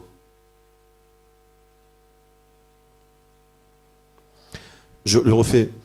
Pourquoi il faudrait demander à une banque centrale ou à une banque privée commerciale le droit de mettre en circulation de la monnaie pour acheter un investissement qui est possible parce que validé par l'ensemble des parties prenantes de l'économie locale, comme quoi c'est la réponse à un besoin? On a la matière première. On a la main-d'œuvre disponible, elle est formée. Mais pourquoi faudrait-il demander à une banque commerciale privée un crédit là-dessus? Ben non. Il nous faut relocaliser la création monétaire à l'intérieur de comités économiques, sociaux et environnementaux composés de toutes les parties prenantes de l'économie locale, consommateurs, entrepreneurs, banques, responsables de la banque centrale, collectivités locales, et faire en sorte que chaque territoire de vie soit en capacité de créer la monnaie nécessaire à l'échange des biens et des services que l'appareil de production produit pour satisfaire le besoin de la population. Enfin, non, ça vous paraît pas normal? Donc, nous devons recréer des circuits courts, et pour recréer des circuits courts, il faut libérer le crédit en le relocalisant au niveau des investissements que nous avons besoin de faire, c'est-à-dire ce qu'on nous on appelle des territoires de vie. Donc, monnaie citoyenne pour orienter les flux financiers vers le local, vers des entreprises respectueuses des humains et de la nature. Revenu de base pour assurer un revenu de base à tous les citoyens, de telle façon qu'ils puissent acheter les produits dont ils ont besoin et faire en sorte que les entreprises aient enfin une demande solvable autour d'eux, qu'ils ne soient pas obligés de faire à 150 000 km pour aller chercher à vendre leur production. Et enfin, circuit court, en relocalisant le crédit, de telle façon à ce qu'un comité économique, social et environnemental puisse mettre la monnaie au niveau des besoins d'un territoire de vie. Voilà, en synthèse, le lien entre revenu de base, monnaie citoyenne et circuit court. Alors, pour terminer, je voudrais vous montrer deux exemples concrets, parce que ce que j'attends, peut-être qu'il y aura pas une question là-dessus, c'est bien sûr que c'est pas que de la théorie, tout ça, c'est des choses concrètes. Hein. Donc la meilleure des choses, c'est de commencer à vous expérimenter, à lancer une monnaie citoyenne là où vous êtes. C'est pas si compliqué que ça, en fait, il faut beaucoup d'enthousiasme. Et d'autre part, vous pouvez aussi créer un groupe de réflexion pour l'instauration d'un revenu de base, parce que le revenu de base soulève beaucoup de questionnements et d'objections à droite, à gauche et chez les écolos. Et c'est en dépassant ces objections, en s'enrichissant au contact de ceux qui savent, que vous allez pouvoir en parler de mieux en mieux et convaincre tout autour de vous des gens de plus en plus nombreux. Et c'est pour ça qu'un jour, comme le disait très bien Victor Hugo, rien ne peut arrêter une idée dont l'heure est venue. Ce qu'il a pas dit, c'est tout ce qu'il a fallu faire pour que le terrain se prépare lorsque l'idée vient. Voilà. Et donc, c'est notre travail, localement, de faire ce travail. Oui, alors, vous venez de répondre à une de mes questions. C'était ce film. Je voulais savoir où ça en était. D'accord. Puis, j'ai une autre question et une remarque. Au niveau de l'organisation décisionnelle, est-ce qu'elle ressemble un peu à la démocratie participative ? C'est la première question. Et puis une autre remarque aussi au sujet des monnaies. J'ai entendu dire qu'en Suisse, les grandes entreprises avaient créé leur propre monnaie pendant la Deuxième Guerre mondiale pour résister aux risques dus aux problèmes qu'il y avait tout autour de la Suisse et rester stable pour pouvoir quand même produire et s'acheter les choses entre elles avec cette monnaie-là. Donc, c'est juste cette remarque. Alors, on prend plusieurs questions et du coup, comme ça, s'il y a des thématiques qui se regroupent... C'est mieux de répondre à d'accord, d'accord. Alors, donc, le principe qu'on utilise, c'est un principe d'intelligence collective. Donc, j'utilise d'ailleurs dans toutes mes associations. Comme je vous ai dit en introduction, je suis chef d'entreprise, donc je suis gérant d'une coopérative ouvrière en Tarn-et-Garonne de personnes handicapées. On est 50 salariés, dont 40 travailleurs handicapés. Donc cette coopérative, je l'ai transmise à mes salariés en octobre. Et maintenant, c'est eux qui vont la faire fonctionner. Et depuis le départ, on a mis en place un principe d'intelligence collective au niveau du conseil stratégique de la coopérative. Les décisions se prennent au consensus, sinon au consentement et aux 2 tiers des voix. Ce principe est un principe extrêmement puissant et important, surtout lorsqu'on traite du bien commun. Pourquoi ? Parce qu'encore une fois, comme je disais tout à l'heure, comment voulez-vous décider de ce qui est commun à une voix près ? Ça n'a pas de sens, ça n'a plus de sens. Donc du coup, si on veut recréer un corps social, il faut que ce corps social soit regroupé autour d'une volonté commune. C'est lui qui va unir les différentes parties de ce corps social. Et cette volonté commune, comment on peut l'obtenir ? On peut l'obtenir en ayant décidé entre nous ce qu'est le bien commun pour ce corps social. Et que ce soit pour un groupe local d'une quelconque association, que ce soit pour une entreprise, que ce soit pour une région, un département, un pays, une zone économique, voire même une organisation mondiale, à partir du moment où l'objet de l'association, c'est le bien commun, alors à ce moment-là, il est essentiel que les décisions se prennent au consensus. Si on n'y arrive pas, parce qu'il faut faire attention au consensus, de façon à ce qu'il n'écrase pas les individus, c'est le problème qu'on a eu avec des systèmes un peu trop collectivistes, donc on remet l'individu au même plan que le groupe, et là on rentre dans la notion de consentement. C'est-à-dire que si une des personnes du groupe n'est pas d'accord avec les décisions prises, eh bien il va émettre une objection, et tant que cette objection n'aura pas été intégrée par le groupe ne pourra pas prendre de décision. Et comme on est quand même des groupes opérationnels, c'est-à-dire des groupes qui sont obligés d'agir à un moment donné, on a mis en place le 3e niveau qualitatif de cette gestion de la démocratie, qui est le vote qualifié, donc par 2 tiers des voix. Parce que déjà, si on est à 2 tiers des voix d'accord avec un sujet, on est quand même plus proche du bien commun, mais quand même on en est plus éloigné que le consentement ou le consensus. Donc ça, c'était pour la première question. Donc c'est comme ça que nous gérons aussi le sol violette. C'est comme ça que fonctionne le mouvement sol au niveau national, au niveau du conseil d'administration aussi. Et c'est comme ça que fonctionnent toutes les associations dans lesquelles je suis. Toutes les décisions qui ont été prises lors de la constituante du mouvement français pour un revenu de base ont été prises au consensus du consentement aux 2/3 des voix. Que ce soit la définition du revenu de base, que ce soit la charte, que ce soit les statuts, que ce soit le vote des coordinateurs nationaux et que ce soit le conseil de veille qui a été tiré au sort parmi les volontaires, on a utilisé ces principes nouveaux d'intelligence collective qui permettent au bien commun d'émerger. Et après, votre deuxième question, c'était sur la partie de la monnaie suisse. Alors oui, vous avez en Suisse une expérience extraordinaire qui s'appelle le WIR. Alors, c'est une monnaie citoyenne, entre guillemets. Je dirais que c'est plutôt une monnaie de crédit privé. Alors, pourquoi le WIR, c'est quelque chose de très important? Le WIR, c'est très important parce que le WIR va permettre à des entreprises de se faire ce qu'on appelle du crédit mutuel. C'est-à-dire que lorsque vous avez peu de monnaie en circulation, on a vu que la richesse se crée quand la monnaie circule, lorsqu'il y a peu de monnaie en circulation dans l'économie, en fait, qu'est-ce qui se passe? Les entreprises se font crédit mutuellement, et du coup, elles compensent la rareté de la monnaie par l'augmentation du crédit mutuel. Par contre, ce crédit mutuel, il est entre des entreprises appartenant au réseau. Donc, il n'y a pas réellement de critères environnementaux, sociaux et locaux. Ce ne sont que des critères économiques. C'est déjà bien parce qu'on relocalise ainsi quand même une partie de l'activité grâce au WIR. Et je sais que Bernard Lieuter, qui a énormément travaillé sur le sujet, dont je vous invite à lire le bouquin extraordinaire qui s'appelle Au cœur de la monnaie, qui vous montrera la dynamique aussi psychologique, presque métaphysique de la monnaie. Il a fait un travail énorme en termes de symboles. Je vous dis son bouquin, donc c'est Au cœur de la monnaie. Avait dit que l'une des raisons de la stabilité, effectivement, alors Bernard Lieuter, pour ceux qui ne le connaissent pas, c'est un ancien de la Banque centrale belge et qui travaille énormément dans le monde entier pour justement la mise en place de monnaie régionale ou de monnaie territoriale. Et donc il avait dit que l'une des raisons de la stabilité de l'économie suisse, c'était effectivement ce bimonétarisme. C'est-à-dire que lorsque le franc suisse devenait rare en circulation, eh bien les entreprises, comme elles avaient finalement cette capacité de se faire du crédit en WIR, elles augmentaient la quantité de WIR. Et lorsque de nouveau il y avait suffisamment de monnaie en circulation, eh bien la quantité de WIR en circulation baissait. Donc ça permet de faire une sorte de tampon et de soupape à l'économie. Et c'est pour ça que la stabilité de la monnaie suisse est mondialement reconnue. En tout cas, c'est une affirmation de Bernard que je lui laisse parce que lui c'est un banquier central, moi je ne suis qu'un simple citoyen. Moi, je voudrais en profiter pour faire une petite remarque, c'est que Éco-Attitude propose des formations à la sociocratie, qui sont justement une expérience de cette autre manière de prendre des décisions ensemble, et notamment au consentement. Donc, ceux d'entre vous que ça intéresse, annoncez-vous et on peut monter une session spéciale consentement, décision au consentement sur le thème des monnaies locales. Et puis à part ça, il y a un groupe qui travaille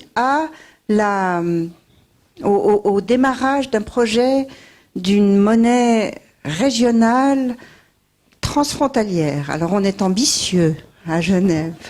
Je ne sais pas encore comment on va y arriver, mais en tout cas on y réfléchit. Et c'est un projet qui se mène en particulier avec la Chambre d'économie sociale et solidaire, qui est une communauté déjà existante de gens qui entreprennent dans une certaine éthique. Voilà. Quelle est la prochaine question que vous souhaitez poser? Bonsoir. Est-ce que j'ai le droit à 2 questions? Alors, la première, comment se crée le premier sol? On va les acheter à la banque du sol avec des euros. Alors, et la deuxième question? Après, on fait quoi avec les euros? Ça, c'est la première question. Et la deuxième, c'est à propos de les critères, donc pour être dans le réseau. Économique, je veux dire écologiques et sociaux, tout ça. Comment faire pour contrôler tout ça, surtout quand ça devient à grande échelle?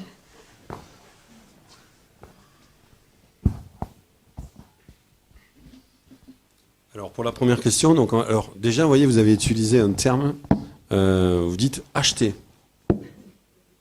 Alors que nous, on considère que la monnaie, ça ne devrait pas être achetable. Alors nous, on dit nantir. Nantir. Alors, peut-être, je ne sais pas si on dit ça en Suisse. Ou garantir. Donc, c'est quoi en fait? Qu'est-ce qu'on fait en fait? Quand vous allez déposer des euros sur un compte épargne éthique pour obtenir des soldes violettes, en fait, qu'est-ce que vous faites en fait? Ben, vous allez, on fait un petit peu comme l'or à l'époque. Hein, l'or, avant la monnaie était garantie sur l'or. Ben, nous, notre solde violette, il est garanti sur l'euro. Ça veut dire quoi? C'est-à-dire qu'on va récupérer la monnaie centrale dans une banque commerciale, de préférence en espèces, vachement important, et on va l'amener ensuite, on va la déposer sur un compte épargne éthique. Et au moment où on dépose ces euros, en fait, c'est comme si finalement on les prêtait. On les prête, en fait, au réseau Sol. Et en échange, le réseau Sol vous dit « Ah, ben c'est gentil de nous les prêter, donc on vous donne une reconnaissance de dette, et c'est les petits coupons billets que vous avez entre les mains. » C'est pour ça qu'on ne dit pas acheter, on dit nantir. Et donc, à partir du moment où j'ai ces titres de dette entre les mains, on fait exactement ce que font les marchés financiers entre eux. Sauf qu'on l'applique au niveau local. Ça marche aussi. Et avec ces titres de dette, eh bien, on va acheter dans le réseau des acteurs qu'on a agréés. Et donc, ces titres de dette, en fait, ils sont acceptés comme moyen de paiement dans les entreprises du réseau. Alors, l'intérêt de ça, c'est qu'on fait comme le petit Jésus, on multiplie les pains. C'est-à-dire qu'au départ, on avait 1 euro, et là, tout à coup, on a 1 euro en circulation, plus 1 euro sur un compte épargne. Et comme les banques éthiques avec lesquelles on travaille, que ce soit la banque du crédit coopératif ou que ce soit le crédit municipal de la ville de Toulouse, on a 2 banques, eh bien, avec les euros qu'on a mis sur le compte épargne éthique, le crédit coopératif prête cet argent à des entreprises de l'économie sociale et solidaire, et le crédit municipal prête sous forme de microcrédit cet argent à des personnes en situation d'exclusion financière. Et pendant que eux prêtent à l'économie locale et aux personnes en situation d'exclusion financière, nous, on fait tourner notre titre de dette dans l'économie locale. Et donc, on fait comme le petit Jésus, multiplie les pains. Comment ça? Je vais aller au crédit coopératif avec les sols. Est-ce que je peux repartir avec des euros? Absolument. Ah oui, parce que nous, on est basé sur le volontariat. Ah oui, nous, c'est volontaire, volontaire aujourd'hui, volontaire toujours. C'est-à-dire que ça ne peut pas être du contraint. Si c'est du contraint, ça marche pas, c'est pas dans l'esprit qu'on veut le faire. Ça doit pas être contraint, ça doit être voulu. Ça doit être une volonté commune. Donc, du coup, qu'est-ce qu'on fait? Quand vous amenez des euros et que vous les échangez contre des sols, on vous donne 5% de sol en plus. On appelle ça l'abondement. Et alors, d'où ils viennent ces 5%? Eh bien, comme on a des intérêts sur ces comptes épargne et que nous, on considère qu'on ne veut pas ces intérêts, on les réinjecte sous forme de pouvoir d'achat pour les citoyens qui font partie du réseau. Puisque nous, on considère que ces intérêts, finalement, ça ne nous appartient pas. Donc, du coup, on les redonne. Et ensuite, quand les gens ne dépensent pas leur sol violette, c'est qu'ils perdent 2% tous les 3 mois, eh bien, ça aussi, ça tombe dans une caisse commune et c'est redonné sous forme d'abonnement en pouvoir d'achat à ceux qui dépensent leur sol. Et quand, par contre, vous quittez le réseau, à ce moment-là, quand vous ramenez vos sols contre des euros, on vous reprend ces 5%. Voilà. Mais le double sens est possible, et en plus pour nous c'est extrêmement important parce que ça nous permet d'avoir un indicateur, on appelle ça des fuites. Pour nous c'est un indicateur pour savoir si on progresse ou si on régresse. Parce que plus il y a de fuites, moins ça veut dire que notre réseau il est attractif. Et donc du coup on va se débrouiller pour aller essayer d'améliorer finalement l'attractivité du réseau. Et c'est comme ça qu'on se rend compte que certains commerçants ont reçu beaucoup de sols, et comme ils en ont reçu beaucoup et qu'ils ne peuvent pas les dépenser, ben, ils les ramènent à la banque. Et nous on arrive, on dit « Ah, attendez, qu'est-ce qui vous arrive ?» et tout. « Ah, ben on a trop de sols. Ah, bah, de quoi vous avez besoin ?» Alors d'abord, vos fournisseurs, est-ce qu'on ne pourrait pas les faire adhérer? Alors ils nous donnent une liste des fournisseurs, on va les voir, on voit s'ils rentrent dans les critères. Je répondrai à vos questions juste après. Et s'ils rentrent dans les critères, on les fait adhérer. Du coup, ensuite, ils pourront payer en sol. Mais aussi, on peut faire du transfert aussi de fournisseurs. C'est-à-dire que, par exemple, ce qu'on a fait, on avait des commerçants qui achetaient du papier de merde classique. Eh bien, on leur a dit, mais arrêtez d'acheter du papier non géré durablement. Par contre, nous avons un super partenaire qui est dans le sol, qui fait du super papier géré durablement, tout ça. Et du coup, ils ont transféré leurs dépenses de bureautique vers notre partenaire agréé avec du papier respectueux des humains et de la nature. Pareil, il y a des prestataires, quand on voit que les prestataires n'arrivent pas à dépenser leur sol aussi, on leur a proposé aussi, par exemple, de former leurs salariés. Et on a des salariés maintenant, des prestataires, qui maintenant se disent « Ah, c'est vachement bien le sol et tout, ça participe à l'économie locale. Comme j'ai des valeurs, moi aussi, ben, j'ai décidé de transformer une partie de mon salaire en sol. » Et du coup, c'est du sol en plus qui arrive. Et enfin, qu'est-ce qu'on leur a dit? On leur a dit d'arrêter de faire des remises en euros, mais plutôt que de faire des remises. Alors quand on fait une remise, on ne maîtrise pas le pouvoir d'achat, parce qu'en fait, non seulement on rentre moins d'euros, donc c'est pas bon pour notre trésorerie quand on est entrepreneur, Et en plus, on donne un pouvoir d'achat qu'on ne maîtrise pas. Puisqu'en fait, on ne sait pas ce que va faire la personne avec cet euro. Eh bien, on leur dit, arrêtez de faire ça, c'est la misère, c'est une spirale à la baisse des prix. Nous, on va faire une spirale à la hausse. Mais on va augmenter le pouvoir d'achat des gens. Donc, offrez des soldes violettes. Maintenez vos prix à 100%, comme ça vous rentrerez plus d'euros. Déjà, c'est une bonne chose pour votre trésorerie. Mais en plus, le pouvoir d'achat que vous allez donner aux gens, il servira dans le réseau respectueux des humains et de la nature. Et donc, ils se sont mis à offrir des soldes violettes au lieu de faire des remises. Et votre deuxième question, c'était les critères. Alors, les critères, nous, on est très, comme vous l'avez compris, on est très dans le mouvement des villes en transition. Et donc, on est vachement basé sur la notion de processus. Et donc, comment ça se passe au sol violette? Donc, on a fait ce qu'on appelle un radar. On appelle ça le radar citoyen. Donc, le radar citoyen, il est composé de 4 axes. Le premier axe vertical, c'est ce qu'on appelle l'axe de l'engagement. Le deuxième axe, l'axe horizontal, c'est l'axe économique. Le troisième axe, c'est l'axe du social. Et le quatrième axe, c'est l'axe de l'environnement. Et sur chacun de ces axes, en fait, on peut aller du centre vers la périphérie. Et donc, on va obtenir à la fin une note qui va former une sorte de radar. Vous voyez un peu comme un radar. Et qui va mesurer un petit peu la performance globale de l'entreprise. Voilà, sur ces 4 axes. Alors, pour vous donner des exemples, sur l'axe engagement, on va poser la question, par exemple, est-ce que vous êtes prêt à vous engager dans le mouvement sol pour faire connaître les monnaies citoyennes autour de vous? On va analyser, par exemple, la vocation de l'entreprise. Est-ce que c'est une entreprise qui est dans les produits de base qu'on veut assurer pour tous les citoyens? Donc, par exemple, nous avons décidé au consensus que seules les entreprises qui sont dans l'alimentation saine, les transports doux, les services de proximité, la culture, le sport et les loisirs, la santé et le logement pouvaient rentrer dans notre réseau. Donc, quand on reçoit une entreprise, si dans son article 1er de ses statuts, il y a écrit vente d'armes, non, c'est pas possible au sol violette. On ne peut pas acheter les armes avec le sol violette. Voilà. Donc ça c'est pour la partie engagement. Et ensuite, sur la partie environnementale, on va poser des questions par rapport à l'empreinte écologique. Donc, qu'est-ce que vous faites en matière de tri des déchets, d'énergie renouvelable?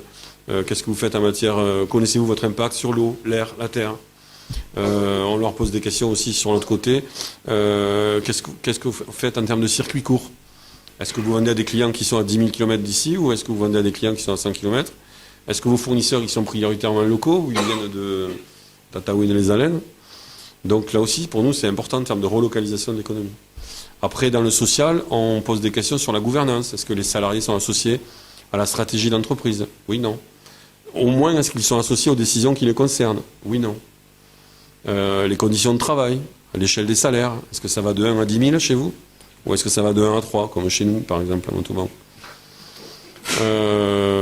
Qu'est-ce qu'on leur pose encore comme question sur l'économique? Donc, on leur pose des questions. Si vous faites des résultats, qu'est-ce que vous faites des résultats? Est-ce que les salariés ont une partie des résultats ou pas? Est-ce que ces résultats, cette épargne est placée sur des comptes éthiques ou est-ce que c'est placé 10 000 fois, ça circule 10 000 fois sur des valeurs qui s'échangent toutes les nanosecondes sur les marchés financiers? Sur l'économie, on pose la question aussi sur les prix justes. Voilà, est-ce que vous savez quel est le prix juste de vos produits par rapport à votre fournisseur? Le prix juste par rapport à vos clients? Voilà, on leur pose ce genre de questions. Il y a 25 questions. Et sur ces 25 questions, s'ils ont moins de 7 points, ils ne peuvent pas rentrer. S'ils ont entre 7 et 15 points, ils ont un agrément d'1 an. Et par contre, on va essayer de les accompagner pendant ces 1 an pour qu'ils montent en niveau. Et de 15 à 25 points, ils ont un agrément de 2 ans, qui sera renouvelable dans 2 ans aussi. Voilà. Moi, j'avais une question sur la structure qui gère le sol. Comment ça se passe? Et en fait, les gens qui travaillent là-dedans, comment ils sont payés? Et pour nous, en fait, on a mis en place au sein d'une association, et donc ça a soulevé les questions. Enfin, par exemple, c'est les charges sociales, si on fait des échanges et que si les gens sont payés en partie en monnaie complémentaire, et pour les échanges de biens, la TVA. Comment vous avez réfléchi là-dessus? Alors, quand vous parlez de la gouvernance de l'association, c'est le mouvement national ou l'association locale du sol violette? Les deux. D'accord. Le mouvement sol ou les deux? Bon, les deux, on va faire les deux. Alors, déjà, on va répondre de suite à la question technique sur la fiscalité. Alors, le sol violet, les monnaies citoyennes complémentaires à l'euro, c'est-à-dire qui sont garanties par l'euro, sont vraiment faites pour le secteur marchand. Hein, c'est pas comme le sel. Les sels, par exemple, ce sont des systèmes d'échange locaux, en fait, qui échangent des biens et des services entre particuliers. Okay, et l'unité de compte qu'ils utilisent, ça peut être le PIAF, chez nous on a la cocagne, etc., n'a rien à voir avec le système monétaire. Et donc du coup, effectivement, il n'y a aucune fiscalité qui n'est payée, c'est vraiment totalement hors fiscalité, charges sociales, taxes, impôts, etc. C'est dans le secteur non marchand. C'est pour ça d'ailleurs qu'aucun professionnel ne peut participer à des selles. Je ne sais pas en Suisse, mais en tout cas en France, si un garagiste répare des voitures en PIAF, il ne va pas le faire longtemps. Voilà. Par contre, le sol, lui, dans la mesure où il y a une contre-garantie en euros, il fonctionne exactement comme l'euro. C'est-à-dire que le commerçant va encaisser des sols violettes. Et là, il y a deux types de commerçants. Il y a le commerçant très très rigoureux qui va enregistrer ces sols violettes selon un code. Alors pour ceux qui font de la comptabilité, enfin, oui, mais c'est peut-être pas la même comptabilité. Donc c'est 521 en France, c'est le compte 521.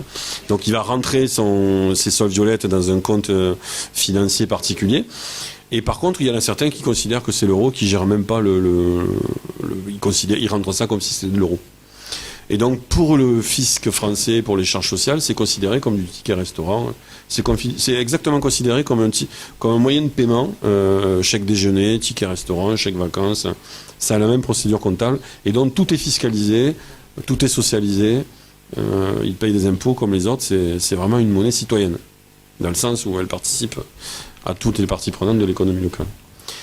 Alors, comment c'est géré au niveau local? Alors, donc, au niveau du sol violette, je ne vais pas vous raconter l'histoire, mais en gros, l'histoire, c'est donc 120 citoyens ont travaillé bénévolement pendant 1 an pour monter le projet, exactement 15 mois. Ils se sont réunis 2 fois par mois pendant 15 mois pour mettre en œuvre toutes les règles du jeu, avec toutes les parties prenantes de l'économie locale. Il y avait des entreprises, il y avait des élus, il y avait des partenaires financiers, donc des banquiers, il y avait des citoyens lambda, et puis il y avait des membres du mouvement Sol National aussi qui a aidé. Voilà, ils se sont réunis pendant 15 mois et au bout de ces 15 mois, en fait, ils ont monté un projet. Ce projet a été présenté par Jean-Paul Plat à la mairie de Toulouse et la mairie de Toulouse a décidé de le financer parce qu'elle trouvait qu'il y avait une dynamique citoyenne et que ça correspondait aux valeurs que défendait le maire Cohen. Et ensuite, une fois que la décision a été prise, on a créé une association à but non lucratif qui s'appelle le Comité local d'agrément sol violette. Ce comité local d'agrément sol violette, en fait, il est composé de toutes les parties prenantes de l'économie locale. Donc, il fonctionne en collège. C'est ce qu'on recommande pour la création de monnaie citoyenne. Parce qu'en fait, les échanges entre collèges sont extrêmement importants. Parce que si vous faites une association dans laquelle les collèges ne sont pas représentés, vous allez avoir des citoyens qui vont parler entre eux. Mais c'est pas parce que 100% des citoyens seront pour que les commerçants baissent leur prix que les commerçants baisseront leur prix. Donc, l'idée de raisonner en collège, c'est de faire apparaître ce qu'on appelle nous les intérêts contradictoires. Comme dit Patrick Vivray, peut-être vous connaissez Patrick Vivray qui a fait beaucoup de travail sur ce qu'on appelle la construction des désaccords. Le fait de travailler en collège au sein d'une association, ça permet de montrer les désaccords entre les parties prenantes du projet et de mettre en évidence des intérêts qui sont différents et donc de travailler sur ces intérêts pour les rapprocher ou pour faire des consensus et des consentements jusqu'à ce que toutes les parties prenantes soient d'accord. Et à ce moment-là, la mesure qu'on va prendre ensemble va avoir des chances d'être appliquée. Donc nous, on a décidé de s'organiser en collège. Et donc on a un collège de citoyens qui achètent un sol violette. On appelle ça les solistes, comme dans un concert. On a ensuite les prestataires sol, donc les partenaires, ceux qui vendent un sol. On a ensuite le collège des élus, donc collectivité territoriale, donc mairie, agglo. On a le collège des partenaires financiers, dans lequel on a les partenaires financiers, Crédit Municipal et Crédit Coopératif pour l'instant. On a des rapprochements en ce moment avec le Crédit Mutuel et la Caisse d'épargne. Et enfin, le dernier collège, qui est le collège des fondateurs, qui est relié avec le mouvement national, de telle façon à ce que la charte nationale du mouvement Sol soit respectée dans les comités locaux. Alors, ce n'est pas une charte très contraignante, hein, c'est plus pour dire que nous, on veut faire une monnaie citoyenne, donc à forte valeur ajoutée sociale et environnementale. Et donc, qui dit citoyenneté et dit forte valeur ajoutée sociale et environnementale, ça veut dire qu'il y a un minimum de critères au sein de l'association. Et ce qu'on demande au niveau du mouvement national, c'est que les décisions se prennent au consentement au 2/3 des voix, ou en tout cas avec des modes démocratiques qui permettent la participation de toutes les parties prenantes. Et la deuxième chose qu'on demande, c'est qu'il y ait une valeur ajoutée sociale et environnementale au sein de la monnaie, c'est-à-dire que cette monnaie ne permet pas d'acheter tous les produits et n'importe quel produit, mais des produits qui font la preuve qui sont gérés au moins durablement, ou le plus durablement possible. Voilà, si ces deux conditions sont réunies, le mouvement Sol agrée le comité local qui ensuite est totalement autonome par rapport à sa propre gestion. Une fois qu'il est agréé, c'est lui qui décide des critères d'adhésion, c'est lui qui décide de ce qu'il va faire avec sa monnaie, etc. Et pour le mouvement Sol national, c'est un peu le même principe. Au niveau national, en fait, on a un conseil d'administration qui est composé d'un collège de fondateurs, d'un collège de territoire, d'un collège de comités locaux et d'un collège de partenaires techniques. Et le même principe est appliqué au niveau national. Les décisions sont prises au consensus, au consentement ou 2/3 des voix. Petite question, comme ça, le fait que la monnaie soit glissante, en fait, c'est géré comment concrètement? Le billet, il périme? Ah oui. Alors, Fondante. je vous les ai fait circuler, les billets, tout le monde les a vus. D'ailleurs, ils ne sont pas revenus, c'est bizarre. Ah, je déconne. Non, alors, si vous avez vu sur les billets, en fait, sur une face, vous avez des petites cases. Vous les avez vues? Alors, si vous avez bien regardé les billets, il y en a certaines qui en ont 6 cases et d'autres qui en ont 12. Question, pourquoi il y en a qui en ont 6 et d'autres qui en ont 12? C'est parce qu'il y a une tranche de billets qui a été créée avec 6 cases. Et donc, à chaque fois qu'un billet sort de chez un commerçant, en fait, il va noter sur le coupon billet la date plus 3 mois. Et donc, ce billet ne sera valable que 3 mois. En fait. Et lorsqu'il va de nouveau rentrer chez un commerçant, on mettra une nouvelle date à 3 mois. Et donc à chaque fois qu'il sort de chez un commerçant, la fonte est glissante en fait. Voilà. Et par contre, au début on n'avait mis que 6 cases, et quand on a recréé des billets en 2012, il commençait à mettre les dates sur les côtés en fait. Et donc on est passé de 6 à 12 cases, parce qu'on s'est rendu compte que la monnaie circulait en moyenne aujourd'hui entre 6 et 7 fois. Ça veut dire que contrairement à l'euro qui circule 2,4 fois, c'est un chiffre à connaître, c'est-à-dire que quand la Banque de France émet 1 euro, ça génère 2,4 fois plus de richesse en termes de circulation. Et bien, quand on émet un sol violette, ça émet entre 4 et 6 fois plus de richesse que le coupon billet initial. Pourquoi? Ben, tout simplement parce que ce coupon billet n'est pas thésaurisable et qu'il est fondant. Et le Kingoer, qui est une monnaie Allemagne, en Bavière, qui est la plus ancienne d'Europe, en tout cas dans ce modèle-là, eh bien lui, ils sont maintenant aux alentours de 12 fois. Tu peux parler dans le micro, s'il te plaît. Le Kingoer, donc en Bavière, ils sont là depuis une dizaine d'années, et eux, ils sont maintenant à 12 fois. Et nous, on est entre 4 et 6 fois, au bout de 3 ans. Donc c'est pas mal.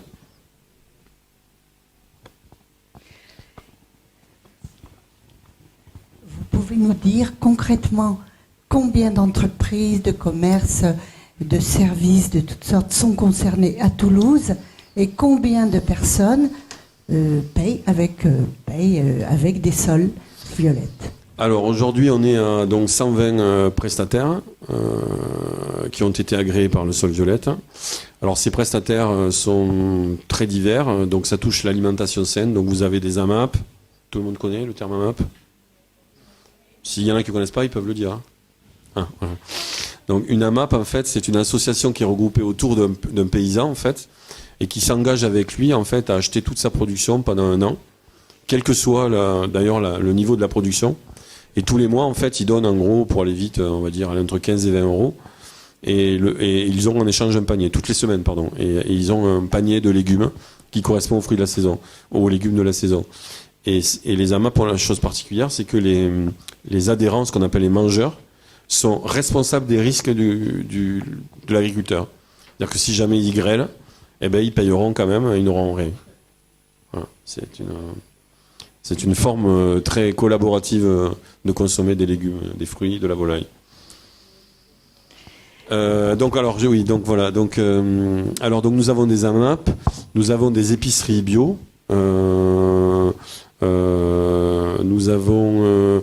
ensuite, nous avons des services de proximité. Donc là-dedans, vous avez des gens qui font de la peinture, de la tapisserie, de l'électricité, plomberie, tout ce qu'on appelle les régies de quartier. Nous avons aussi des gens qui font des fringues équitables. Après, nous avons dans les transports doux, nous avons des vélos. Nous avons des voitures en partage. Nous avions le métro et les bus, mais malheureusement, c'est fait retoquer par le trésorier général payeur de la ville de Toulouse qui n'a pas accepté les sols violettes en paiement des services municipaux. Alors, je ne sais pas comment ça marche en Suisse, mais en France, les villes ne peuvent rien décaisser ni encaisser elles-mêmes. Elles peuvent ordonner à un trésorier payeur général qui, lui, va décaisser ou va encaisser à la place de la commune. Et pour des raisons qui lui sont propres et que je ne m'étendrai pas ici, le trésorier payeur de la ville de Toulouse a considéré que cette monnaie était concurrente à l'euro. Et donc, il a appliqué les textes de loi en disant « mais moi, je ne peux prendre que de l'euro ». Alors, on lui a dit qu'il acceptait les tickets restaurants, les chèques déjeuner, les chèques vacances. Et il a dit que oui, ça oui, il connaissait, mais qu'il ne connaissait pas le sol violette.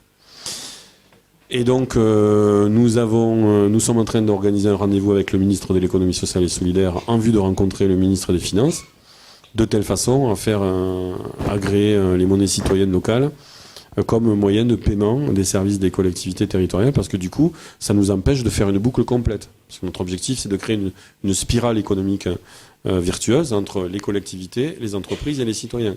Donc, comme les citoyens et les entreprises ne peuvent pas redonner leur sol violette en paiement de services de la municipalité, on n'a pas la dernière traçabilité pour permettre de mesurer le retour sur investissement. Et donc là, on est en train de travailler avec le ministre là, pour essayer de voir si on peut pas...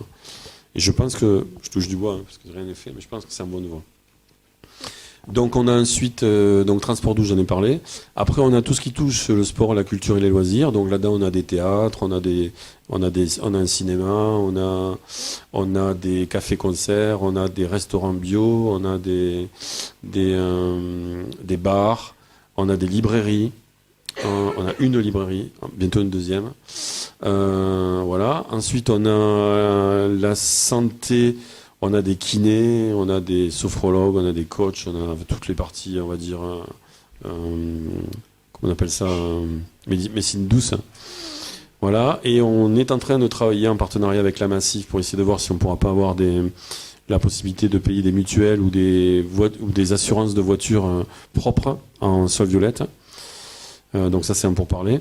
Et on est en train de travailler aussi sur le logement, c'est-à-dire qu'on est en train de travailler avec les associations d'étudiants et le groupe à Toulouse pour faire accepter la sol violette comme paiement des studios et des appartements et des cantines pour les étudiants du Toulousain. Je crois que j'ai fait un peu le... Et alors après l'étendue, donc on vient de passer notre 1000e adhérent. Et on pense, notre objectif est d'arriver aux alentours de 10 000 en 2016. Voilà. Toulouse, c'est 600 000. Alors, voilà la question que j'attendais depuis le début de la séance, à laquelle je vais répondre sans que vous ayez posé la question. En fait. Qu'est-ce que ça représente ? Hein, donc ça représente à peu près aujourd'hui pour, on va dire, pour à peu près 30 à 40 000 euros de stock. On fait à peu près, vous l'avez vu, 6, donc on est aux alentours de 180 000 euros de chiffre d'affaires. Alors on va se dire, c'est ridicule, qu'est-ce que ça représente dans une ville comme Toulouse, c'est... À quoi bon ? Eh ben si. Parce que depuis qu'on a démarré, d'abord il y a plus de 40 villes en France qui s'y sont mis. Comme Nantes par exemple, vous avez entendu parler de Nantes ? Donc on travaille avec Nantes. Il y a beaucoup de grandes villes qui commencent à réfléchir. Il y a des régions entières qui commencent à réfléchir. Et nous sommes en train de travailler avec un projet avec la région Midi-Pyrénées, par exemple. Donc on va se voir très bientôt pour contractualiser tout ça. Donc il y a une monnaie qui va sortir en Midi-Pyrénées, qui va s'appeler le Midi-Pi. Et cette monnaie, c'est plus 10 000 euros, ni 20 000 euros, ni 30 000 euros, ni même 100 000 euros, ni même 1 million d'euros. C'est 5 millions d'euros qui vont être investis, puisque la région Midi-Pyrénées, en fait, a un objectif, vous savez, climat-énergie. Et donc, elle fait des prêts à taux zéro à des Toulousains qui veulent isoler leur maison ou leur entreprise. Et ces prêts à taux zéro, à l'origine, devaient être accordés en euros. Et bien maintenant, ils ne seront plus accordés en euros, ils seront accordés en Midi-Pi. Et le Midi-Pi ne pourra être dépensé que dans un réseau d'acteurs qui sera agréé par une société coopérative d'intérêt collectif, qui fera rentrer ces entreprises selon des critères locaux et de développement durable. ce qui permettra que l'argent public n'aille pas dans les poches de grandes multinationales qui font de l'isolation, mais dans les poches des artisans et entreprises de la région Midi-Pyrénées, respectueuses des humains et de la nature. Et ça va même plus loin, puisque ça va permettre de réorganiser la filière paille, par exemple, puisque vous savez que la paille est un très bon moyen d'isolation pour les gens qui le savent. Sauf qu'aujourd'hui, ça coûte très cher parce que les agriculteurs n'ont pas les machines pour faire les bottes. Et donc, comme ils n'ont pas les machines, en fait, ça coûte très très cher finalement. Eh bien, si on met en place le Midi-Pi, comme là, il y aura une filière isolation qui soutiendra ce type d'isolation locale, eh bien, on pourra acheter des machines pour ces producteurs et donc instaurer une filiale paille, par exemple, à Midi-Pyrénées. Voilà. Et donc là, on est dans l'ordre de 1 à 5 millions. Donc, on vient de passer en peine 3 ans, on est passé de 30 000 euros à 5 millions. Ça commence à vouloir dire quelque chose. Haute-Savoie, c'est Chambéry, non? Pardon. Ah, j'ai dit une connerie. C'est des copains, c'est Ah, bah voilà. Ben voilà. Est-ce qu'il y a encore une question? Parce que sinon, on va bientôt... Oui. Ah oui, pardon. Oui, je voulais savoir, puisque c'est basé sur l'euro, quoi, tout ce qui se passe au niveau de la communauté aurait un impact sur la progression, le développement du sol, si ça devait partir en vrille.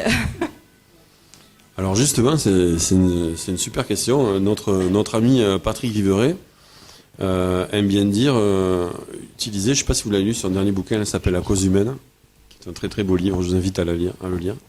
Dans La cause humaine, il parle du trépied du rêve. Alors le trépied du rêve, c'est quoi? C'est R comme résistance créatrice, comme expérimentation anticipatrice, et V comme vision transformatrice. Et donc le sol violette, c'est un rêve. Ça veut dire quoi? Ça veut dire que si jamais ça ne se casse pas la gueule, eh bien on va continuer à transformer l'économie locale, à grossir, à faire en sorte d'investir localement dans les entreprises respectueuses des humains et de la nature. On va continuer à rapatrier la monnaie centrale dans les banques éthiques. On va augmenter leur multiplicateur de crédit. On va diviser le multiplicateur de crédit des sociétés commerciales bancaires classiques. On va faire en sorte que se crée une connaissance et une compétence de circulation monétaire au sein d'un groupe d'acteurs qui commenceront à se connaître et à se reconnaître, entrepreneurs, citoyens, partenaires financiers, élus. Et donc, progressivement, on espère que par État, on arrivera progressivement à transformer la société là où on est. On passe de la chenille au papillon.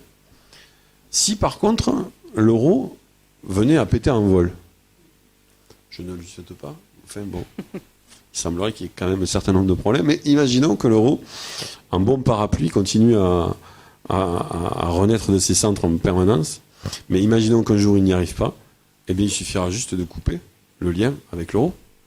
Et comme les gens se connaissent, qui connaissent cette monnaie, et que cette monnaie est en plus créée, enfin émise et réglée par les parties prenantes de l'économie locale, ils auront encore plus la possibilité de l'utiliser parce qu'ils la connaîtront. Et que celle-là, elle sera solide, puisqu'elle sera gérée par eux.